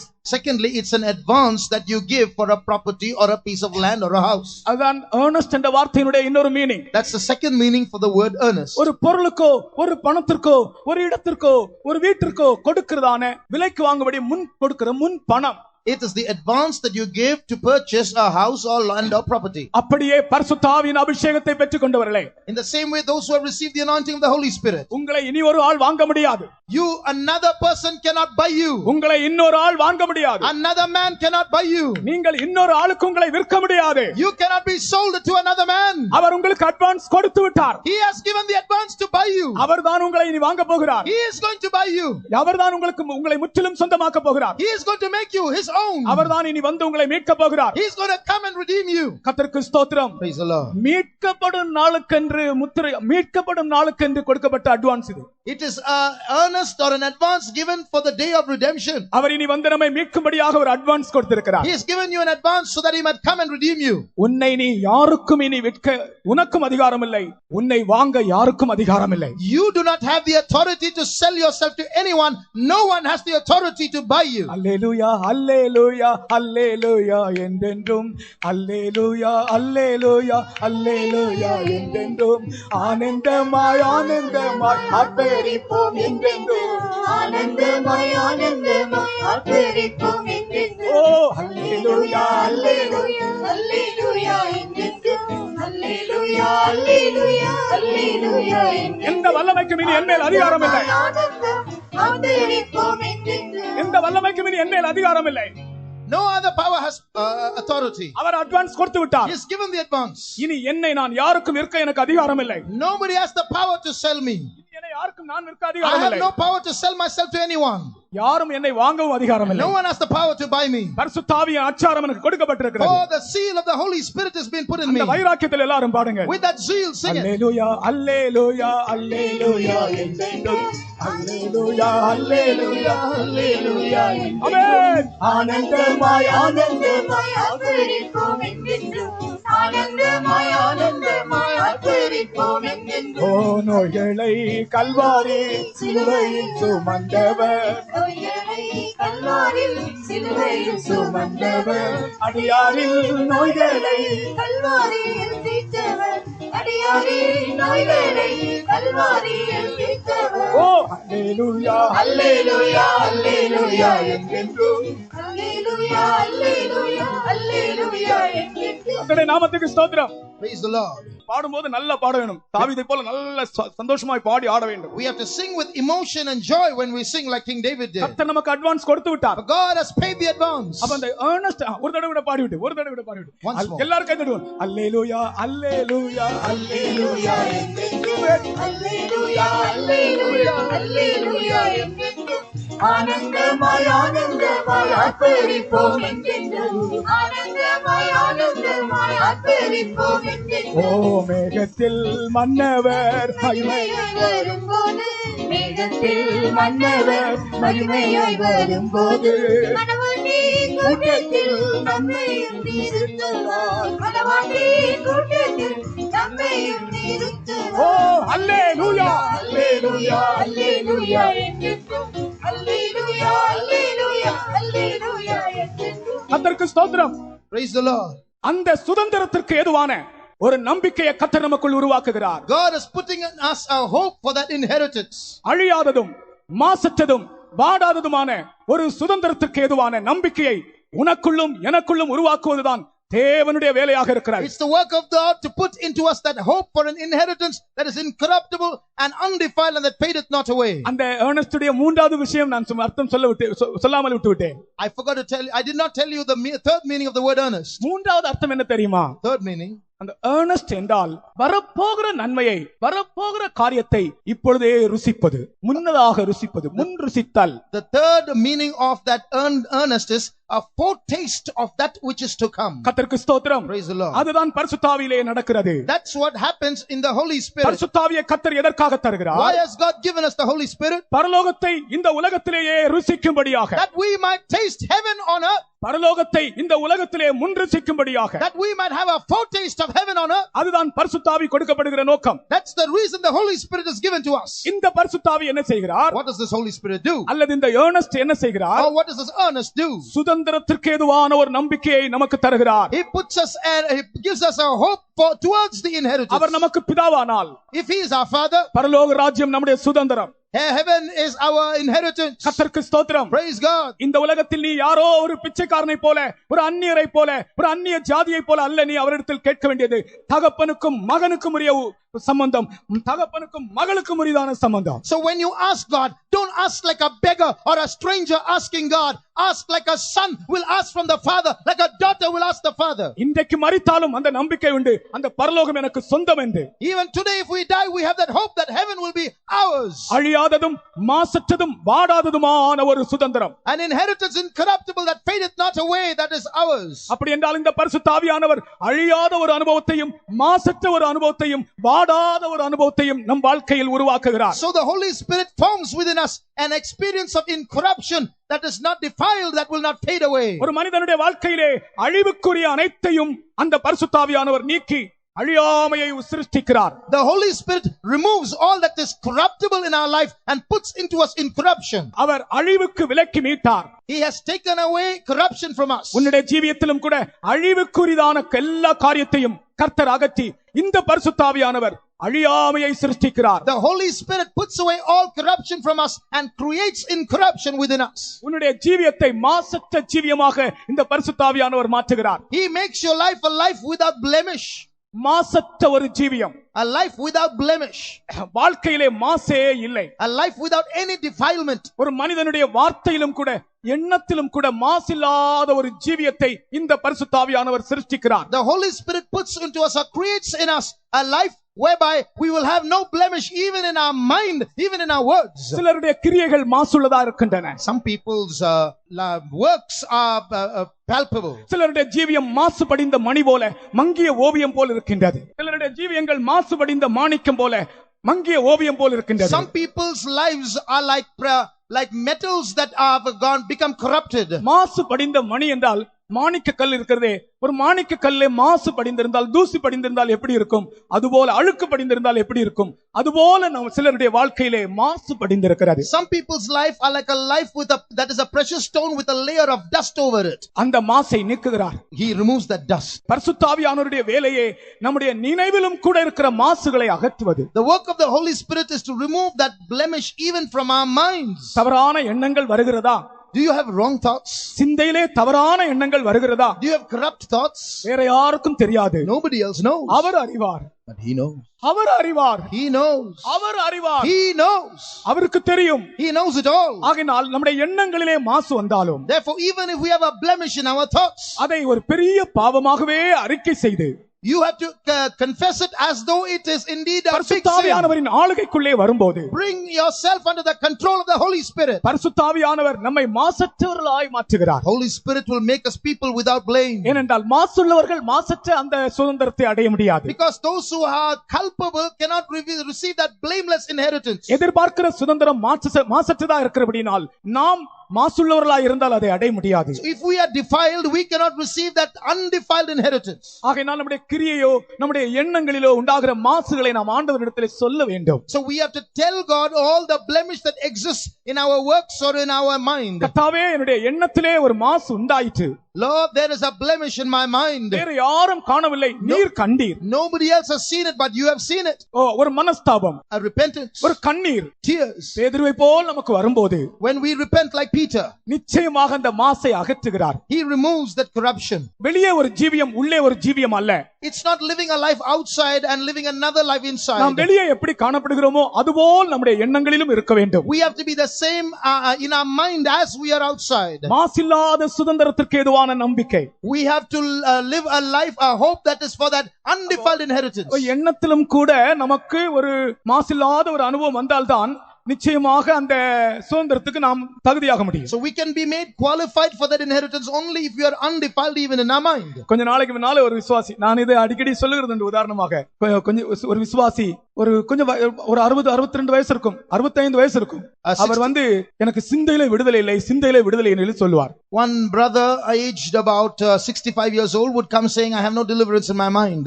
அப்போ அவருக்காக ஜெபம் பண்ணி ஒரு 2 வருஷம் ஒரு ஜெபத்தை பண்ணி தைரியப்படுத்தி அனுப்புவேன். So I would every every time he came, I would encourage him and pray for him and send him away. ஒரு 10-15 நாளுக்குள்ள திருப்பி வருவார். After 10-15 days, he'll come again. அவர் வந்து நிற்கும்போதே ஒருவேளை இதுதான் சொல்ல போகிறாருன்னு நினைப்பேன். Every time he comes and stands, so it's the same story again. He's going to tell me the same thing. அவர் அதே தான் சொல்லுவார். And he will tell the same thing. எனக்கு எண்ணத்திலே ஜெயம் இல்லை. In my thoughts, I have no victory.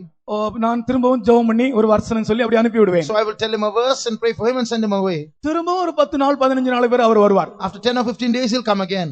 வந்து நிற்பார். வந்து நின்ன உடனே ஒரு நினைப்போம், ஒருவேளை இதற்காகத்தான் வந்திருப்பார் போல அப்படின்னு. And I would think once again, oh, he's come for the same thing again. அவர் அதே தான் சொல்லுவார். And he'll say the same thing. அவரை உட்கார வைத்து வாக்குத்தத்தங்களை சொல்லி கர்த்தர் மேல் நம்பிக்கை வையுங்கள் என்று சொல்லி கர்த்தர் இதை செய்ய வல்லவர் என்று நினையுங்கள் என்று சொல்லி கொஞ்ச நேரம் ஜெபம் பண்ணி அனுப்பினேன். So I made him sit down with me and told him about the promises in the scriptures and asked him to repeat it and believe it and told him about how to trust in God, prayed for him and sent him away. ஒரு 1.5 மாசம் ஆள் வரவே இல்ல. 1.5 months he was not to be seen. அப்புறமா அவரே வரவே இல்ல. After that he never came back. கொஞ்ச நாளைக்கு பிறகு அவரை நான் கூப்பிட்டு அனுப்பினேன். After some time I sent for him. எப்படி பிரதர் அப்படின்னு கேட்டேன். I said, brother, how are you? அவர் சொன்னார் பூர்ண விடுதலை. He said, perfect deliverance. Hallelujah. Hallelujah. இதெல்லாம் சாதாரணமான காரியமா? Are these ordinary things? இதெல்லாம் மூர் மார்க்கெட்ல கிடைக்கிற காரியமா? Can you get this in the Moore market? இதெல்லாம் பர்மா பஜார்ல கிடைக்கிற Can you காரியமா? get this in Burma Bazaar? இதெல்லாம் அமெரிக்கா கொடுக்க முடியுமா? Can America give this? இதெல்லாம் சவுதி அரேபியா கொடுக்க முடியுமா? Can Saudi Arabia give this? சர்வ வல்லவர் தான் நமக்கு தருகிற அனுபவங்களை பற்றி பேசுகிறேன். I speak about experiences that only the Almighty God can give. பூர்ண விடுதலைன்னு சொன்னார். Perfect deliverance. ஒரு மாதத்திற்குள்ள After 1 month, அவர் கர்த்தருக்குள்ள நித்திரை அடைந்தார். he slept in the Lord. ஏதோ ஒரு காய்ச்சல் வந்தது, அப்படியே கர்த்தரிடத்துல போய் சேர்ந்துட்டார். A small fever and he went in சுதந்திரத்துக்கு, அந்த சுதந்திரத்துக்கு போய் சேர்ந்து விட்டார். He went to that inheritance. அந்த மாசில்லாத சுதந்திரம். That inheritance without defilement. அது மட்டுமல்ல, அது வாடாத சுதந்திரமாம். And it does not fade away. வாடாத சுதந்திரத்திற்கேற்ற நம்பிக்கை. A hope for that inheritance that will not fade away. இந்த வாடாத சுதந்திரத்தை அடைய இந்த உலகத்திலே நாம் ஜீவிக்கும்போது ஒரு வாடாத ஜீவியம் செய்ய வேண்டும். To receive that inheritance that will not fade away, we should live a life that will not fade away now. யாராலும் உன்னுடைய முகத்தை பார்த்து உன்னை அவலட்சணமான ஒரு வார்த்தை திட்டினால் உன்னுடைய முகம் வாடுமா? If someone looks at your face and scolds you with slandering words, will your face become long? யோசித்து பாருங்க, நெஞ்ச தொட்டு சொல்லுங்க. Put your hand on your chest and say it. உன்னுடைய முகத்துக்கு நேராக, முகத்தை நேரா சொல்லாவிட்டாலும் பரவாயில்லை, சொன்னதா நீ கேள்விப்பட்டாலே. They don't have to look at your face and say it. Even if you hear someone அவமானமாக, அவலட்சணமாக, தரக்குறைவாக உன்னை யாராலும் தூஷித்தால் உன்னுடைய முகம் வாடுமா? உன் வாழ்க்கை வாடுமா? If anyone uses words that are obscene, words of slander against you, will your face fade away? Will your life fade away? வாடினால் அந்த வாடாத சுதந்திரத்தை நீ அடைய முடியாது. If your face fades away, then you cannot get that inheritance. வாடாமல் இருக்க வேண்டும் என்றால் அதற்குரிய நம்பிக்கையை உருவாக்குகிறவர் கர்த்தருடைய ஆவியானவர். But if your life should not fade away, then the Spirit of the Lord is one who puts in you a hope for that. கர்த்தருக்கு ஸ்தோத்திரம். Praise God. இன்றைக்கு ஒரு சிறிய காரியத்தையே நம்மால் சகிக்க முடியவில்லையே. Today we can't bear small things. ஒரு சிறிய விஷயத்தை நம்மால் தாங்க முடியவில்லையே. We are not able to bear small little things. வாடி போகிறோமே. We fade away. இந்த வசனத்துக்கு முன்பாக நாம் எங்கே நிற்கிறோம் என்று கவனித்து பாருங்கள். Let's pay attention to how we stand before these verses. வாடாத சுதந்திரத்தை நாம் பெற வேண்டும் என்றால், to receive that that inheritance that will not fade. நம்முடைய வாழ்க்கையில் என்னதான் நடந்தாலும் நம்முடைய முகமோ நம்முடைய ஜீவியமோ வாடி போகாமல் பச்சையா இருக்கிற ஒரு அனுபவத்தை இந்த பரிசுத்த ஆவியின் அபிஷேகம் நமக்கு தருகிறது. Come what may, the Holy Spirit will give us an experience that is evergreen in our life. கர்த்தருக்கு ஸ்தோத்திரம். Praise the Lord. இன்றைக்கு எத்தனை பேர் நீங்கள் வாடி போகிறீர்கள்? How many of you are fading away today? இன்றைக்கு நான் உங்களுக்கு இந்த வசனத்திலிருந்து அறிமுகப்படுத்துகிறேன். நம்முடைய சுதந்திரம் வாடாத சுதந்திரம். I place these words before you.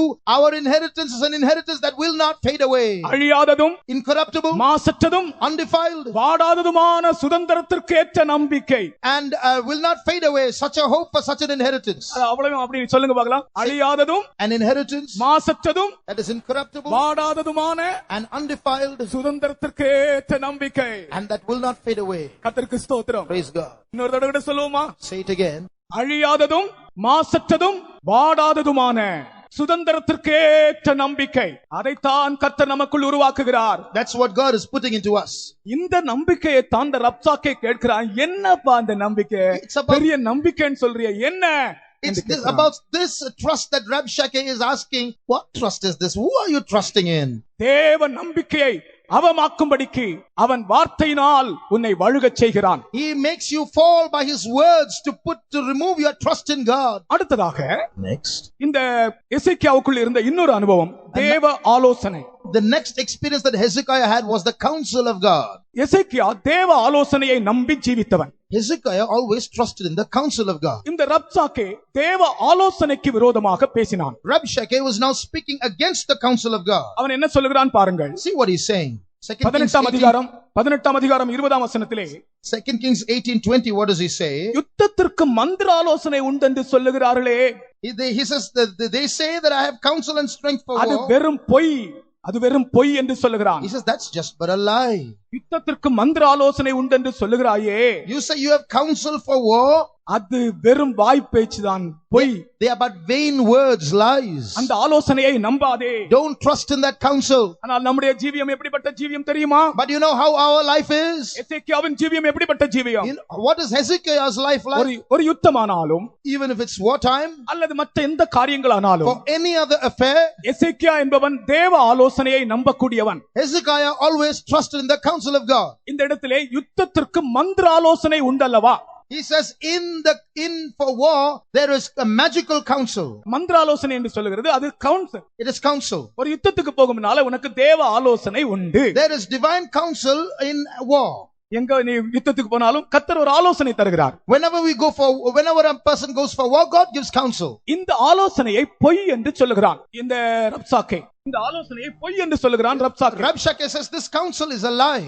எசேக்கியாவுக்கு இந்த ஆலோசனையின் மேல் நம்பிக்கை உண்டு. Hezekiah trusts in this counsel. நான் தேவ ஆலோசனையின்படி ஜீவிக்கிறவன்.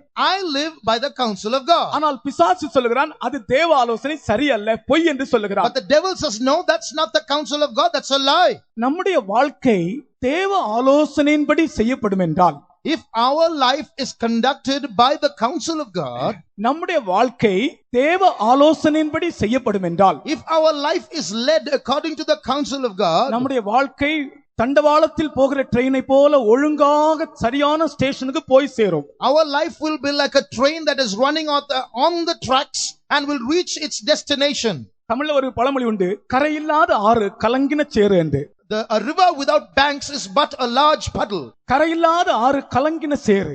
A river without banks is but a large puddle. கரையில்லாத ஆறு கலங்கின சேறு. A river without banks is but a large puddle.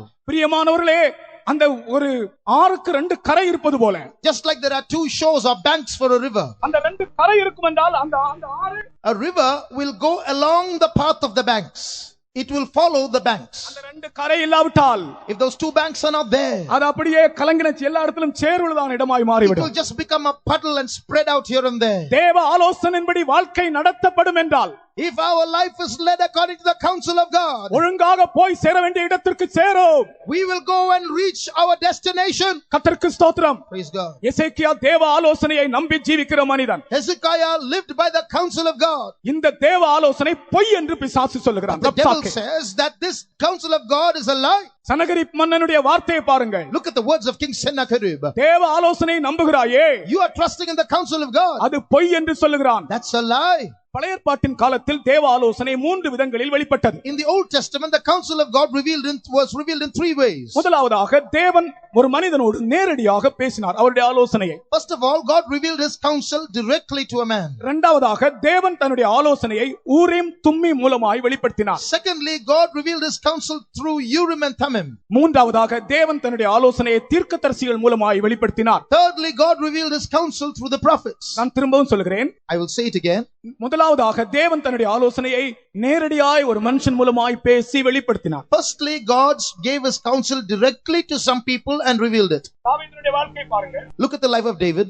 அவன் எந்த இடத்துக்கு போக வேண்டும் என்று கேட்கிறான். He asked God, Lord, where shall I go? கர்த்தர் சொல்லுகிறார், நீ இந்த இடத்துக்கு போ. God says, go to this place. இப்படியே நேரடியாக அவருடைய ஆலோசனையை மனிதன் பெற்றுக்கொள்ள முடிந்தது. So there was a direct revelation of counsel there. இன்றைக்கும் கூட உன்னை பற்றியோ, உன் வேலையை பற்றியோ, உன் குடும்பத்தை பற்றியோ, உன் சபையை பற்றியோ ஒரு ஆலோசனை கர்த்தரிடத்தில் வேண்டுமென்றால் நீ நேரடியாக கர்த்தர் உன்னோடு பேச முடியும், பேசுகிறார் என்று நான் உனக்கு சொல்லுகிறேன். I can tell you today also, if you want counsel from God about you, about your family, about your life, about your church, God can speak to you directly. பொது காரியங்களுக்கானாலும் சரி, பர்சனல் மேட்டர்ஸ் ஆனாலும் சரி, whether they are general or personal matters. எரேமியா தீர்க்கதரிசிக்கு ஒரு நிலம் வாங்குற விஷயம் கூட, ஒரு நிலத்தை வாங்குற விஷயம் கூட கர்த்தர் ஆலோசனை சொல்லுகிறார். God gave Jeremiah counsel about purchasing land. 32ஆம் அதிகாரத்தை நீங்கள் வாசித்தால் தெரியும். வீட்டிலே போய் வாசித்து பாருங்கள். Read at home Jeremiah chapter 32. 6-7 வசனங்களிலே in verses 6 and 7. ஆனதோத் ஊரில் உள்ள நிலத்தை வாங்கும்படியாக, that I might buy a piece of land. Anathoth ஊரில் உள்ள நிலத்தை that I வாங்கும்படியாக might buy a field from Anathoth. கர்த்தர் அவனுக்கு ஆலோசனை சொல்லுகிறார். God gives him counsel. அவன் நினைச்சிட்டு இருக்கிறான், He's thinking, கர்த்தருடைய வார்த்தை ஒரு தீர்க்கதரிசி மூலமாக அவனுக்கு ஒரு கர்த்தருடைய வார்த்தை அறிவிக்கப்படுகிறது. but God's word is announced to him through a prophet. கர்த்தர் அதை வாங்கும்படி சொல்லுகிறார். And God tells him to buy it. கர்த்தருக்கு ஸ்தோத்திரம். Praise the Lord. ஒரு நிலம் வாங்குற விஷயத்திலும் கூட தேவ ஆலோசனை வெளிப்பட்டது. God, even for purchasing of land, God's counsel was revealed. உன்னுடைய சொந்த புத்தியின்படி நீ ஏதாகலும் செய்தால் உன் சமாதானத்தை இழந்து போவாய். If you try to do anything according to your own knowledge, you will lose your peace. எத்தனையோ பேர் இப்படி கண்ணிலே மாட்டிக்கொள்கிறார்கள். So many people are trapped into tears by their own counsel. ரப்சாக்கே சொல்லுகிறான், தேவ ஆலோசனை என்பது பொய். Rabshakeh says the counsel of God is a lie. ஆனால் எசேக்கியாவின் நம்பிக்கை அதல்ல, தேவ ஆலோசனை உண்டு.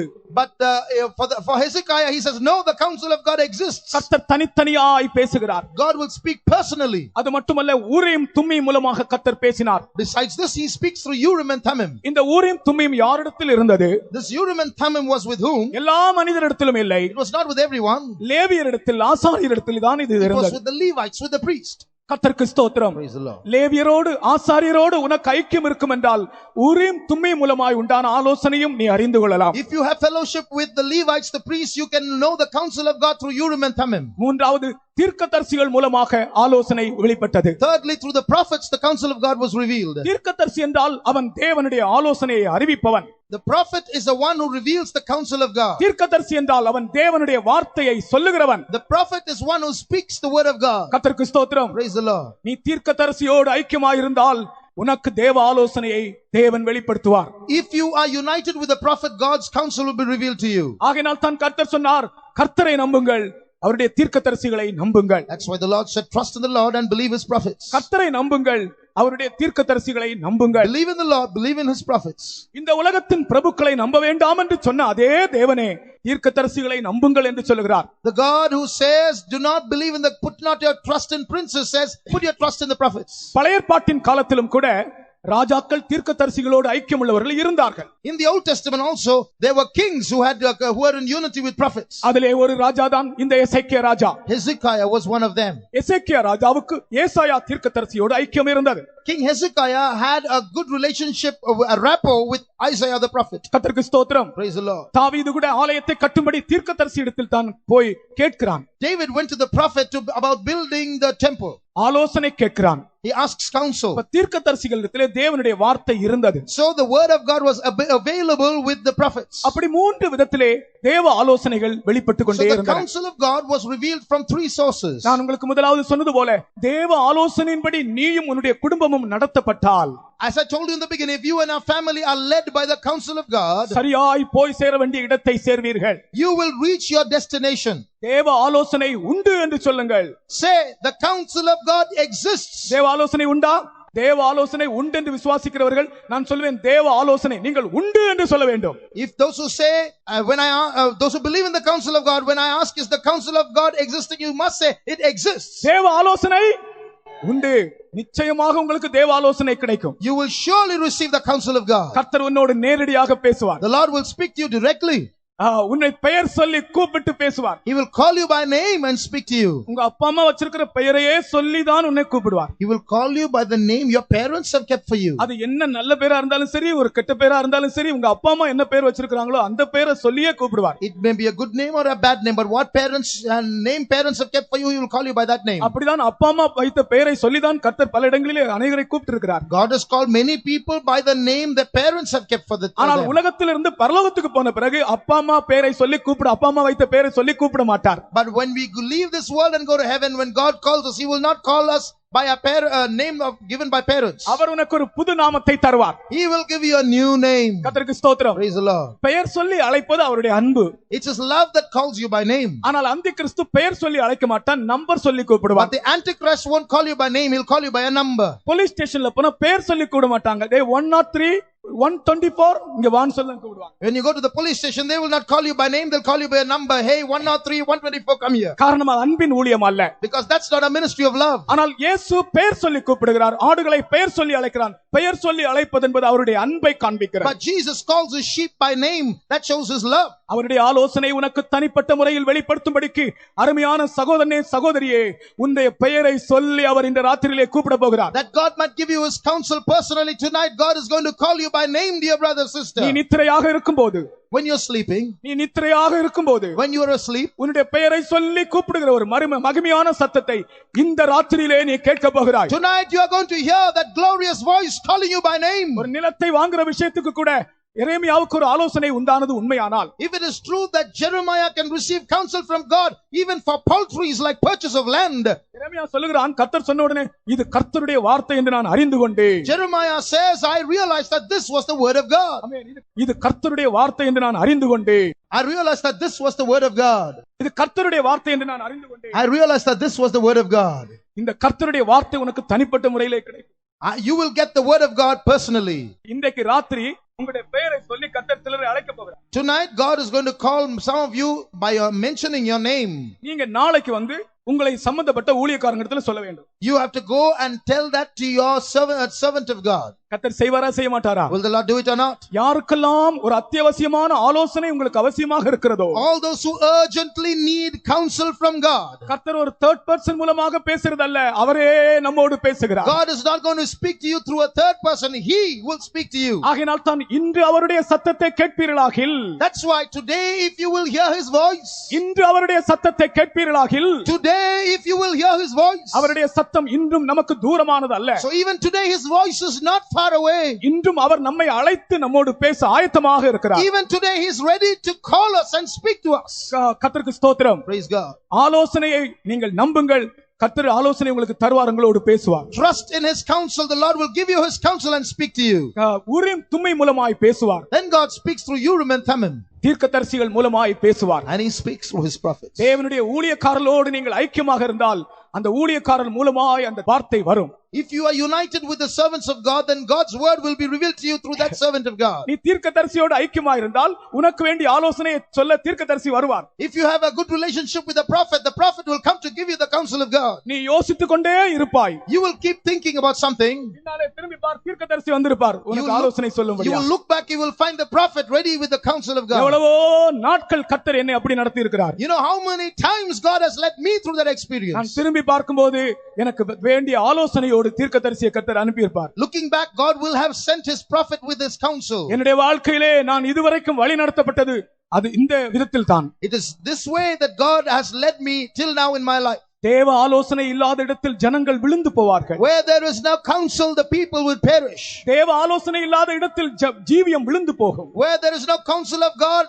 your life will fall. பிசாசு சொல்லுகிறான் தேவ ஆலோசனை பொய் என்று. the devil says the counsel of God is a lie. மூன்றாவதாக, thirdly, எசேக்கியாவுக்குள் இருந்த மூன்றாவது அனுபவம், the third experience of அவன் Hezekiah, தேவனுடைய வல்லமையை சார்ந்த ஒரு மனிதனாக இருந்தான். he leaned on the power of God. அவனிடத்தில் ரப்சாக்கே சொல்லுற வார்த்தையை பாருங்க. look at the words of Rabshakeh. நான் இன்றைக்கு உனக்கு 2000 குதிரைகளை தருகிறேன். he says, I will give you 2000 horses. பாருங்கள், இந்த சனகரிப் மன்னன் சொல்லி அனுப்பின வார்த்தையை பாருங்கள் எப்படி இருக்கிறது. look at the words of King Sennacherib that he sent word. உனக்கு இன்றைக்கு நான் 2000 குதிரைகளை தருகிறேன். I will give you 2000 horses. அந்த நாட்களில் குதிரைன்னு சொன்னால் ஒரு விசேஷமான ஒன்று. those days horses were special. இந்த நாட்களில் நமக்கு தெரியல, அந்த குதிரையினுடைய விசேஷம் தெரியவில்லை. we don't know the value of horses today.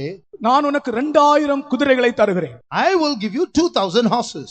இன்றைக்கு இருக்கிற ஒரு லேட்டஸ்ட் காருடைய பெயரை சொல்லி உனக்கு நான் 2000 கார் தருகிறேன் என்று சொன்னா எத்தனை பேர் வேண்டாம்னு சொல்லுவீங்க? suppose mentioning the name of the latest car, if the enemy says I'll give you 2000 of those cars, who will say no? நான் உனக்கு 2000 பென்ஸ் கார் தருகிறேன். I will give you 2000 Benz cars. எத்தனை பேர் வேண்டாம்னு சொல்லுவீங்க? how many will say I don't want? நான் உங்களுக்கு 2000 Toyota car தருகிறேன். I will give you 2000 Toyota cars. கர்த்தருக்கு ஸ்தோத்திரம். praise the Lord. நான் உங்களுக்கு 2000 ஸ்கார்பியோ வேன் தருகிறேன். I will give you 2000 Scorpio vans.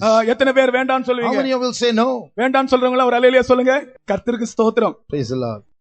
இந்த காரியம் தான் அங்கே நடந்தது. this is what happened there. ரப்சாக்கே சொல்கிறான் உனக்கு நான் 2000 குதிரைகளை தருகிறேன். Rabshakeh says I'll give you 2000 horses. இந்த வார்த்தை என்ன வார்த்தை தெரியுமா? you know what these words are? தேவ வல்லமையை சார்ந்திருக்கிற மனிதனை சோதிக்கிற ஒரு வார்த்தை. they are words that tempt a man who leans on the Lord. இந்த எசேக்கியா குதிரையை சார்ந்திருந்தவன் அல்ல. This Hezekiah did not lean on horses. இவன் தேவனுடைய பலத்தை சார்ந்திருந்தவன். He leaned on the strength of God. ஆனால் ரப்சாக்கே சொல்லுகிறான், நான் உனக்கு 2000 குதிரைகளை தருகிறேன். But Rabshakeh says, I'll give you 2000 horses. அவன் ஏற்றுக்கொள்ளவில்லை. He didn't receive them. இன்றைக்கு நான் உங்களுக்கு இந்த குதிரையை பற்றி 2 வசனம் தருகிறேன். I will give you 2 verses about horses today. உங்களுக்கு யாராலும் குதிரைகளை 2000 குதிரைகளை தருகிறேன் என்று சொன்னால் நீங்கள் பதில் சொல்ல வேண்டிய 2 வசனங்கள். If anyone offers you 2000 horses today, these are the 2 verses that you have to give in reply. வசனம் வாசிக்க சமயம் போதாது. No time to read the verses. முதலாவது வசனம் First verse, ஆமோஸ் 6ஆம் அதிகாரம் 12ஆம் வசனம். Amos 6:12. அது என்ன வசனம் தெரியுமா? What is that verse? கன்மலையின் மேல் குதிரைகள் ஓடுமோ? Will horses run on the hills? குதிரை கன்மலையில் ஓடாது. Horses will not run on hills. கன்மலையின் மேல் குதிரை ஓடுமோ? Will horses run on hills? கன்மலையின் மேல் குதிரை ஓடாது. Horses will not run upon the rock. அப்ப நீங்க என்ன பதில் சொல்லணும்? So what shall you reply? உனக்கு நான் 2000 குதிரை தருகிறேன் என்று சொன்னால் நீங்கள் என்ன பதில் சொல்ல வேண்டும்? So if the enemy says, I'll give you 2000 horses, what reply should you give? நான் எங்கே நின்று கொண்டிருக்கிறேன்? Where am I standing? நான் கன்மலையின் மேல் நின்று I am கொண்டிருக்கிறேன். standing on the rock. நான் நிற்கிற இந்த கன்மலையிலே குதிரைகள் ஓடாது. Where I am standing, where the rock is, horses will not run. கர்த்தருக்கு ஸ்தோத்திரம். Praise the Lord. அடுத்த ஒரு வசனம் தருகிறேன். The next verse, நான் குதிரையை கேட்க வெட்கப்பட்டேன். I am ashamed to ask for a horse. Ezra சொல்லுகிறான். Ezra says. எஸ்ராவின் புஸ்தகம் 8ஆம் அதிகாரம் 22ஆம் வசனத்திலே Ezra 8:22. நான் குதிரையையும் குதிரை வீரரையும் கேட்க வெட்கப்பட்டேன். I was ashamed to ask for a horse. ஏனென்றால் என் தேவனுடைய கரமே எனக்கு பாதுகாவலாக இருக்கிறது. For the hand of God was with me to protect me. என் தேவனுடைய கரமே எனக்கு பாதுகாவலாக The இருக்கிறது. hand of God is security for me. ஆகையால் நான் குதிரையையோ குதிரை வீரனையோ கேட்க So வெட்கப்பட்டேன் I was என்று சொல்லுகிறார். ashamed to require horses and horsemen. அருமையான தேவனுடைய பிள்ளையே, Beloved child of God. சத்ரு உனக்கு குதிரைகளை தர விரும்புகிறான். The enemy might offer you horses. நீ தேவனுடைய வல்லமையை சார்ந்து ஜீவிக்கிற ஒரு ஆள். But you lean on the strength of God. ஆனால் சத்ருவோ இதோ குதிரைகளை தருகிறேன் என்று சொல்லுகிறான். But the devil will say, I'll give you horses. நீங்கள் சொல்லுங்கள், கன்மலையின் மேல் குதிரை ஓடுமோ? You ask him, will horses run on the rock? சொல்லுங்கள், கன்மலையின் மேல் குதிரை ஓடுமோ? Say it, shall horses run up on the rock? ஓடுமா? ஓடாது. கன்மலையின் மேல் ஓடாத குதிரை என்னத்துக்கு? நான் கன்மலையின் மேல் தான் இருக்கிறேன். I'm standing on the rock. Horses don't run on the rock. Why do I need a horse? மாம்சபலன் விருதா. Physical strength is in vain. மாம்சபலன் விருதா. The strength of the flesh is in vain. கர்த்தருடைய வல்லமையே எனக்கு ஜெயம். The power of God is my victory. இன்னொன்று சொல்லி, நான் குதிரையை கேட்க வெட்கப்பட்டேன். And see again, I was ashamed to require a horse. எஸ்ராவின் புத்தகத்திலேயும் இந்த ஆமோஸின் புத்தகத்தில் இந்த வசனத்தை நீங்கள் வீட்டிலே போய் வாசித்து பாருங்கள். Go home and read these verses in Ezra and Amos. நான் குதிரையை கேட்க குதிரை வீரரை கேட்க வெட்கப்பட்டேன். I was ashamed to require a horse and horseman. ஏனென்றால் நாங்கள் போகிற வழிகளில் எல்லாம் எங்கள் தேவனுடைய கரமே எங்களுக்கு காவலாக இருக்கிறது. Because wherever we are going, it's the hand of God that is protecting us. நீ தேவனுடைய வல்லமையிலே காக்கப்படுகிற ஒரு தேவனுடைய பிள்ளை. So you are a child of God who is being preserved by the power of God. நீ குதிரையிலோ குதிரை வீரரிலோ நீ பாதுகாக்கப்படுகிற ஒரு ஆள் அல்ல. So you are not being preserved by horses and horsemen. கர்த்தருடைய வல்லமை தான் இதுவரைக்கும் உன்னை கொண்டு வந்தது. Therefore the power of God has brought you till now. தேவனுடைய பலத்தினால் காக்கப்பட்டிருக்கிற உங்களுக்கு அந்த சுதந்திரம் பரலோகத்தில் வைக்கப்பட்டிருக்கிறது. So you are being kept by the power of God. This inheritance is reserved in heaven for you. கர்த்தருடைய வல்லமை தான் உன்னை பலப்படுத்திக் கொண்டிருக்கிறது. The power of God is strengthening you. அந்த வல்லமை இந்த கூட்டத்தின் முடிவிலே நீ காணப்போகிறாய். You are going to see that power at the end of this meeting. கர்த்தருக்கு ஸ்தோத்திரம். Praise the Lord. கர்த்தர் உன்னை பலப்படுத்தி அனுப்ப போகிறார். God is going to strengthen you and send you. நான்காவதாக எசேக்கியாவுக்கு இருந்ததான இன்னொரு அனுபவம். The fourth experience that Hezekiah had, தேவனுடைய பாதுகாவல். the security of God. தேவனுடைய பாதுகாவலை நம்பி ஜீவித்த ஒரு மனிதன். He trusted in the protection of God and lived. இந்த பாதுகாவலுக்கு விரோதமாய் ரப்சாக்கே ஒரு வார்த்தை சொன்னான். Rabshakeh mentioned a word against this protection. நான் உன்னை அழித்து போடும்படியாய் வந்திருக்கிறேன் என்று. I have come to destroy you. நாளைக்கு இதெல்லாம் பற்றி நான் உங்களுக்கு தெளிவாக சொல்லுகிறேன். I will speak you clearly this tomorrow. இந்த வார்த்தை ரப்சாக்கேயின் வார்த்தை அல்லது சனகரிப்பின் வார்த்தைகள். These words of Sennacherib or Rabshakeh, உன்னுடைய நம்பிக்கைக்கு விரோதமாய் பேசுகிற வார்த்தைகள். words against your trust. தேவ ஆலோசனைக்கு விரோதமாய் பேசுகிற வார்த்தைகள். Words against the counsel of God. தேவ வல்லமைக்கு விரோதமாய் பேசப்படுகிற வார்த்தைகள். Words against the power of God. தேவனுடைய பிள்ளையே, தேவ வல்லமையினாலும் தேவ ஆலோசனையினாலும் நீ நடத்தப்பட்டு கொண்டே இருக்கிறாய். Child of God, you are being led by the strength of God, by the counsel of God. பயப்படாதிருங்கள், உங்களுக்கு ஒரு தீமையும் சம்பவிக்காது. Fear not, no evil shall befall you. உங்களுக்கு தேவ ஆலோசனை இருந்தால் நிச்சயமாக உங்களுக்கு வெற்றி உண்டு. If you have the counsel of God, you shall triumph. அப்படியே கொஞ்ச நேரம் முழங்கால் இருங்க. Shall we be on our knees? தேவ வல்லமையை சார்ந்திருக்கிற ஜனங்கள் கை தட்டுங்கள். Those who are leaning on the power of God, clap your hands. தேவ ஆலோசனையை நம்பி இருக்கிற ஜனங்கள் கை தட்டுங்கள். Those who are leaning on the counsel of God, clap your hands. தேவ பலத்திலே காக்கப்படுகிற ஜனங்கள் கைகளை தட்டுங்கள். Those who are leaning and kept by the power of God, clap your hands. உங்கள் விசுவாசத்தை அறிக்கை செய்யுங்கள். Confess your faith. நான் தேவனுடைய நம்பிக்கை, தேவன் மேல் நம்பிக்கை வைத்து ஜீவிக்கிற மனிதன். Say, I am a man trusting in God. என் நம்பிக்கை தேவன் மேலே. My trust is in God. கர்த்தர் இன்றைக்கு உங்கள் மேல் இரட்டிப்பான ஒரு அபிஷேகத்தை ஊற்றப் போகிறார். God is going to pour out double-fold anointing on you. நாம் முதலாவது பாடின கோரஸையே திரும்பவும் பாடுவோமாக. We are going to sing that chorus we sang in the beginning again. இரட்டிப்பான நன்மையை இன்றே தாரும் இயேசுவே. Lord, give me double-fold blessing today. அளவில்லாத வல்லமை இன்றே தாரும் Give இயேசுவே. me limitless power today. எம்மாவூர் சீஷர்கள் போலே. Just like the disciples of amen. Emmaus. எம்மாவூர் சீஷர்கள் போல். Like the disciples of Emmaus. என் இருதயம் எரியட்டுமே. Let my heart burn. கர்த்தர் உனக்கு ஒரு பெரிய புது பலத்தை தரப்போகிறார். God is going to give you new strength. எல்லாரும் சேர்ந்து கைத்தட்டி என்னோடு பாடுங்கள். Let's all clap our hands and sing. இரட்டிப்பான நன்மையை இன்றே தாரும் இயேசுவே, அளவில்லா வல்லமை இன்றே தாரும் இயேசுவே, அளவில்லா வல்லமை இன்றே தாரும் இயேசுவே, எம்மாவூர் சீஷர்கள் போல் என் இதயம் எரியட்டுமே. சீஷர்கள் போல் என் இதயம் எரியட்டுமே. இரட்டிப்பான நன்மையை இன்றே தாரும் இயேசுவே. கர்த்தர் இரட்டிப்பான நன்மையை தந்து கொண்டிருக்கிறார். God is going to give you double-fold blessing. அளவில்லாத வல்லமை உங்கள் மேல் ஊற்றிக் கொண்டிருக்கிறார். God is going to give you limitless power. தேவ வல்லமையை தூஷிக்கிற ஆவிகள் வெட்கப்படட்டும். Let powers that are blaspheming God be put to shame. தேவ ஆலோசனைக்கு விரோதமாய் பேசுகிற ஆவிகள் வெட்கப்படட்டும். Spirits working into the counsel of God, let them be put to shame. தேவ நம்பிக்கைக்கு விரோதமாய் பேசுகிற ஆவிகள் வெட்கப்படட்டும். Spirits that are working against the hope of God be put to shame. நீ ஒரு கர்த்தருடைய மனுஷன். You are a man of God. நீ ஒரு தேவனுடைய பிள்ளை. You are a child of நீ God. கர்த்தர் மேல் நம்பிக்கையா இருக்கிற ஒரு ஆள். You are a man putting your trust in God. நீங்க விசுவாசத்தோடு பாடுங்க. Sing with faith. இரட்டிப்பான நன்மையை இன்றே தாரும் இயேசுவே, அளவில்லா வல்லமை இன்றே தாரும் இயேசுவே, அளவில்லா வல்லமை இன்றே தாரும் இயேசுவே, எம்மாவோ சீஷர்கள் போல் எரியட்டுமே. எம்மாவோ சீஷர்கள் போல் Thank you, Lord. இதயம் எரியட்டுமே.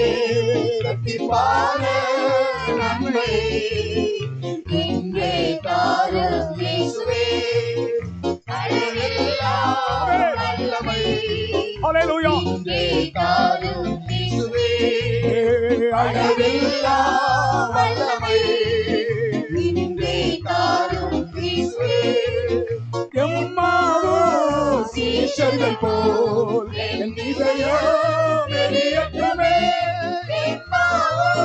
சீஷர்கள் போல் என் இதயம் எரியட்டுமே. இரட்டிப்பான நன்மையே இன்றே தாரும் இயேசுவே, அளவில்லா வல்லமை இன்றே தாரும் இயேசுவே, அளவில்லா வல்லமை வல்லமை இன்றே தாரும் ஓ எம்மாவோ சீஷர்கள் போல் எரியட்டும் எரியட்டும் எரியட்டும்.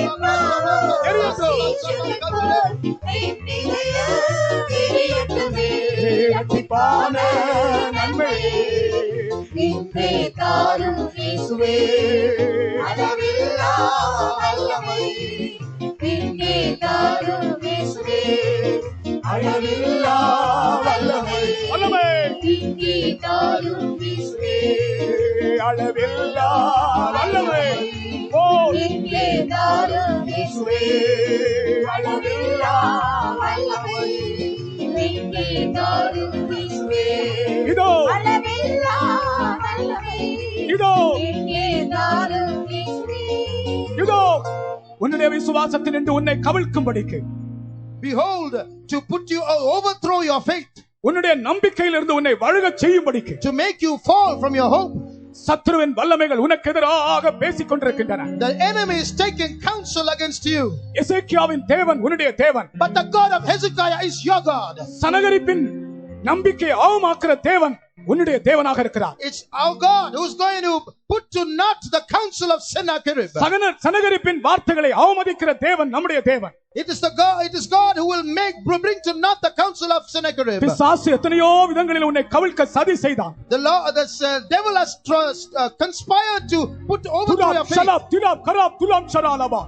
உன்னுடைய குடும்பத்தை கவிழ்க்கும்படியாக, to overthrow your family, உன் ஆவிக்குரிய ஜீவியத்தை கவிழ்க்கும்படியாக, to cause your spiritual life to capsize. எத்தனையோ விதத்தில் வார்த்தைகளை பேசினான். The devil spoke many words. பயப்படாதே, fear not. கர்த்தரை நம்பி இருக்கிற தேவனுடைய பிள்ளையே பயப்படாதே. Child of God who's trusting in the Lord, fear not. கர்த்தர் இன்றைக்கு உனக்கு இரட்டிப்பான ஒரு நன்மையை தருகிறார். The Lord will give you double-fold goodness, அளவில்லாத வல்லமையை தருகிறார். limitless power. ஒரு தடவை எல்லாரும் கைத்தட்டி என்னோடு சேர்ந்து பாடுங்கள். ஒரு அபிஷேகம் தருகிறார். Once more, clap your hands and receive an anointing.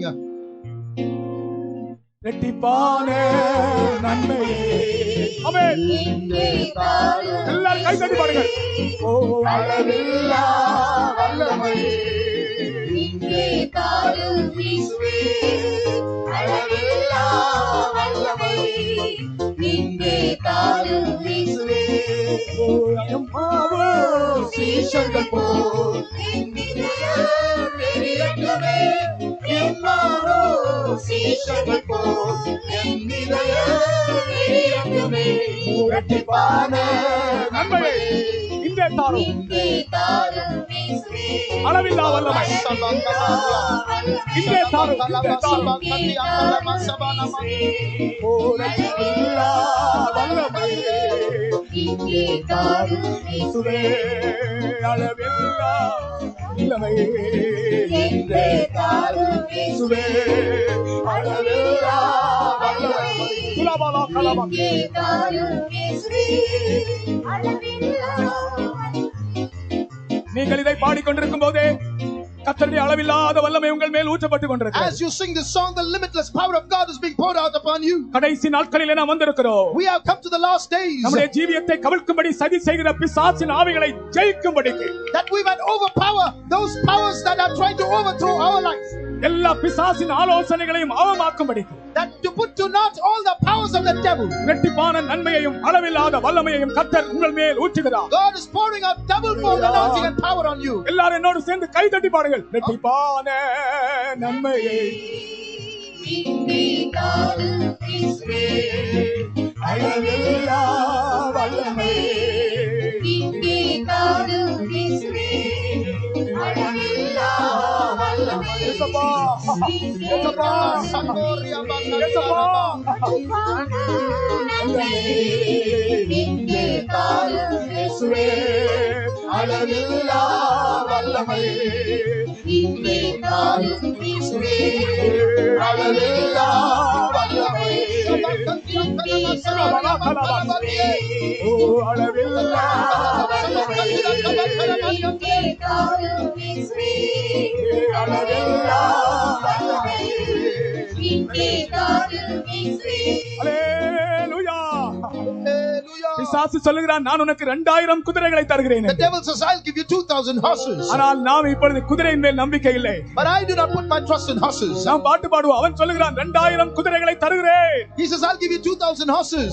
எனக்கு குதிரை வேண்டாம். I don't want horses. நான் மாம்ச பலத்தை நம்புகிற மனுஷன் அல்ல. I don't rely on fleshly strength. எனக்கு தேவ வல்லமை போதும். The power of God is enough for me. என்னை பலப்படுத்துகிற கிறிஸ்துவினாலே I can do all things எல்லாவற்றையும் செய்ய எனக்கு பலன் உண்டு. through Christ who strengtheneth me. இரட்டிப்பான நன்மையை இங்கே தாரும் இயேசுவே, ஓ அளவில்லா வல்லமை இங்கே தாரும் இயேசுவே, அளவில்லா வல்லமை இங்கே தாரும் இயேசுவே, இரட்டிப்பான நன்மை இங்கே தாரும் இயேசுவே, அளவில்லா வல்லமை இங்கே தாரும் இயேசுவே, அளவில்லா வல்லமை இங்கே தாரும் இயேசுவே, அளவில்லா வல்லமை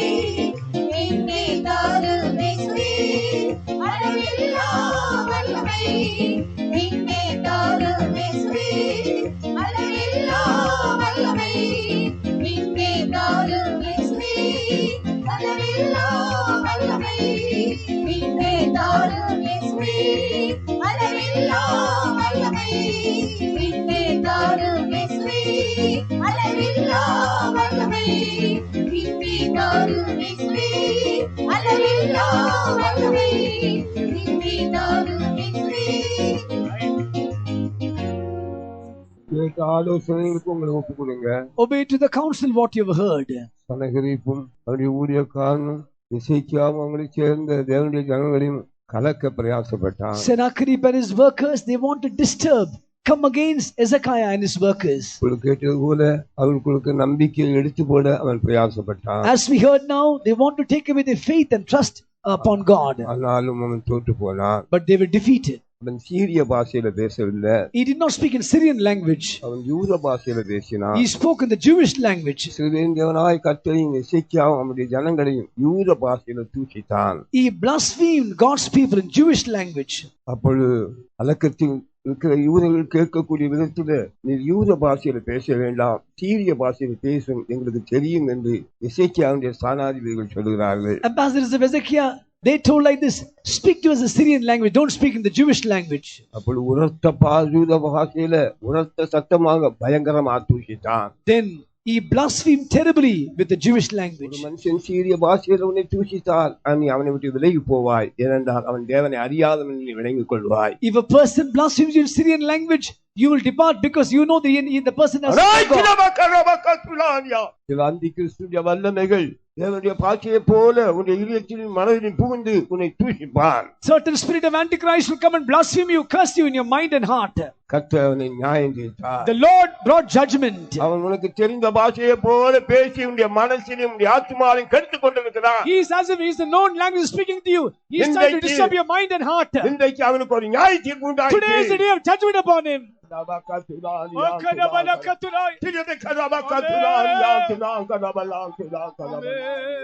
அதனால மனதுல கலங்காதீங்க. Do not be troubled in your mind. இதயத்துல கலங்காதீங்க. Don't be troubled in your heart. கேட்ட நம்பிக்கைக்கு நீங்க இடம் கொடுங்க. Keep place for the faith upon God. அவன் நிருபத்தை எழுதி அவன் பயமுறுத்தினான். He wrote epistle and he threatened them. அந்த நிருபத்தை எடுத்துக்கொண்டு அவன் ஆலயத்துக்கு நேராக எசேக்கியா ஓடுகிறான்.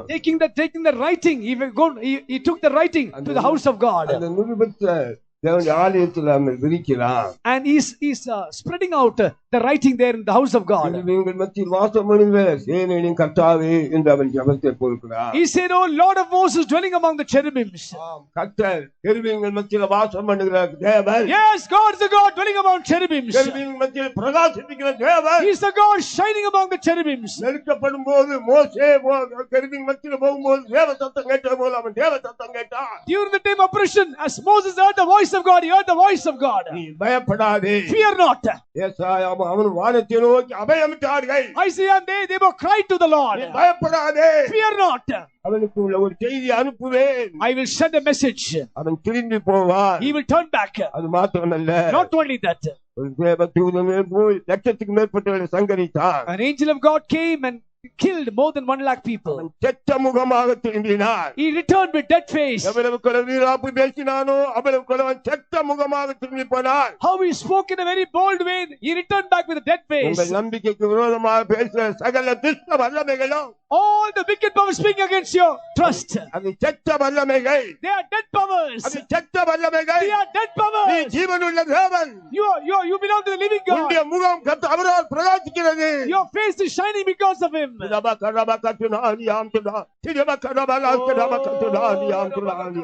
இருக்கிற வண்ணமாக கேருபீன்கள் மத்தியில பிரகாசி என்று போல இன்றைக்கு ஊழியக்காரர் மூலமா சொன்ன வார்த்தை பாருங்க.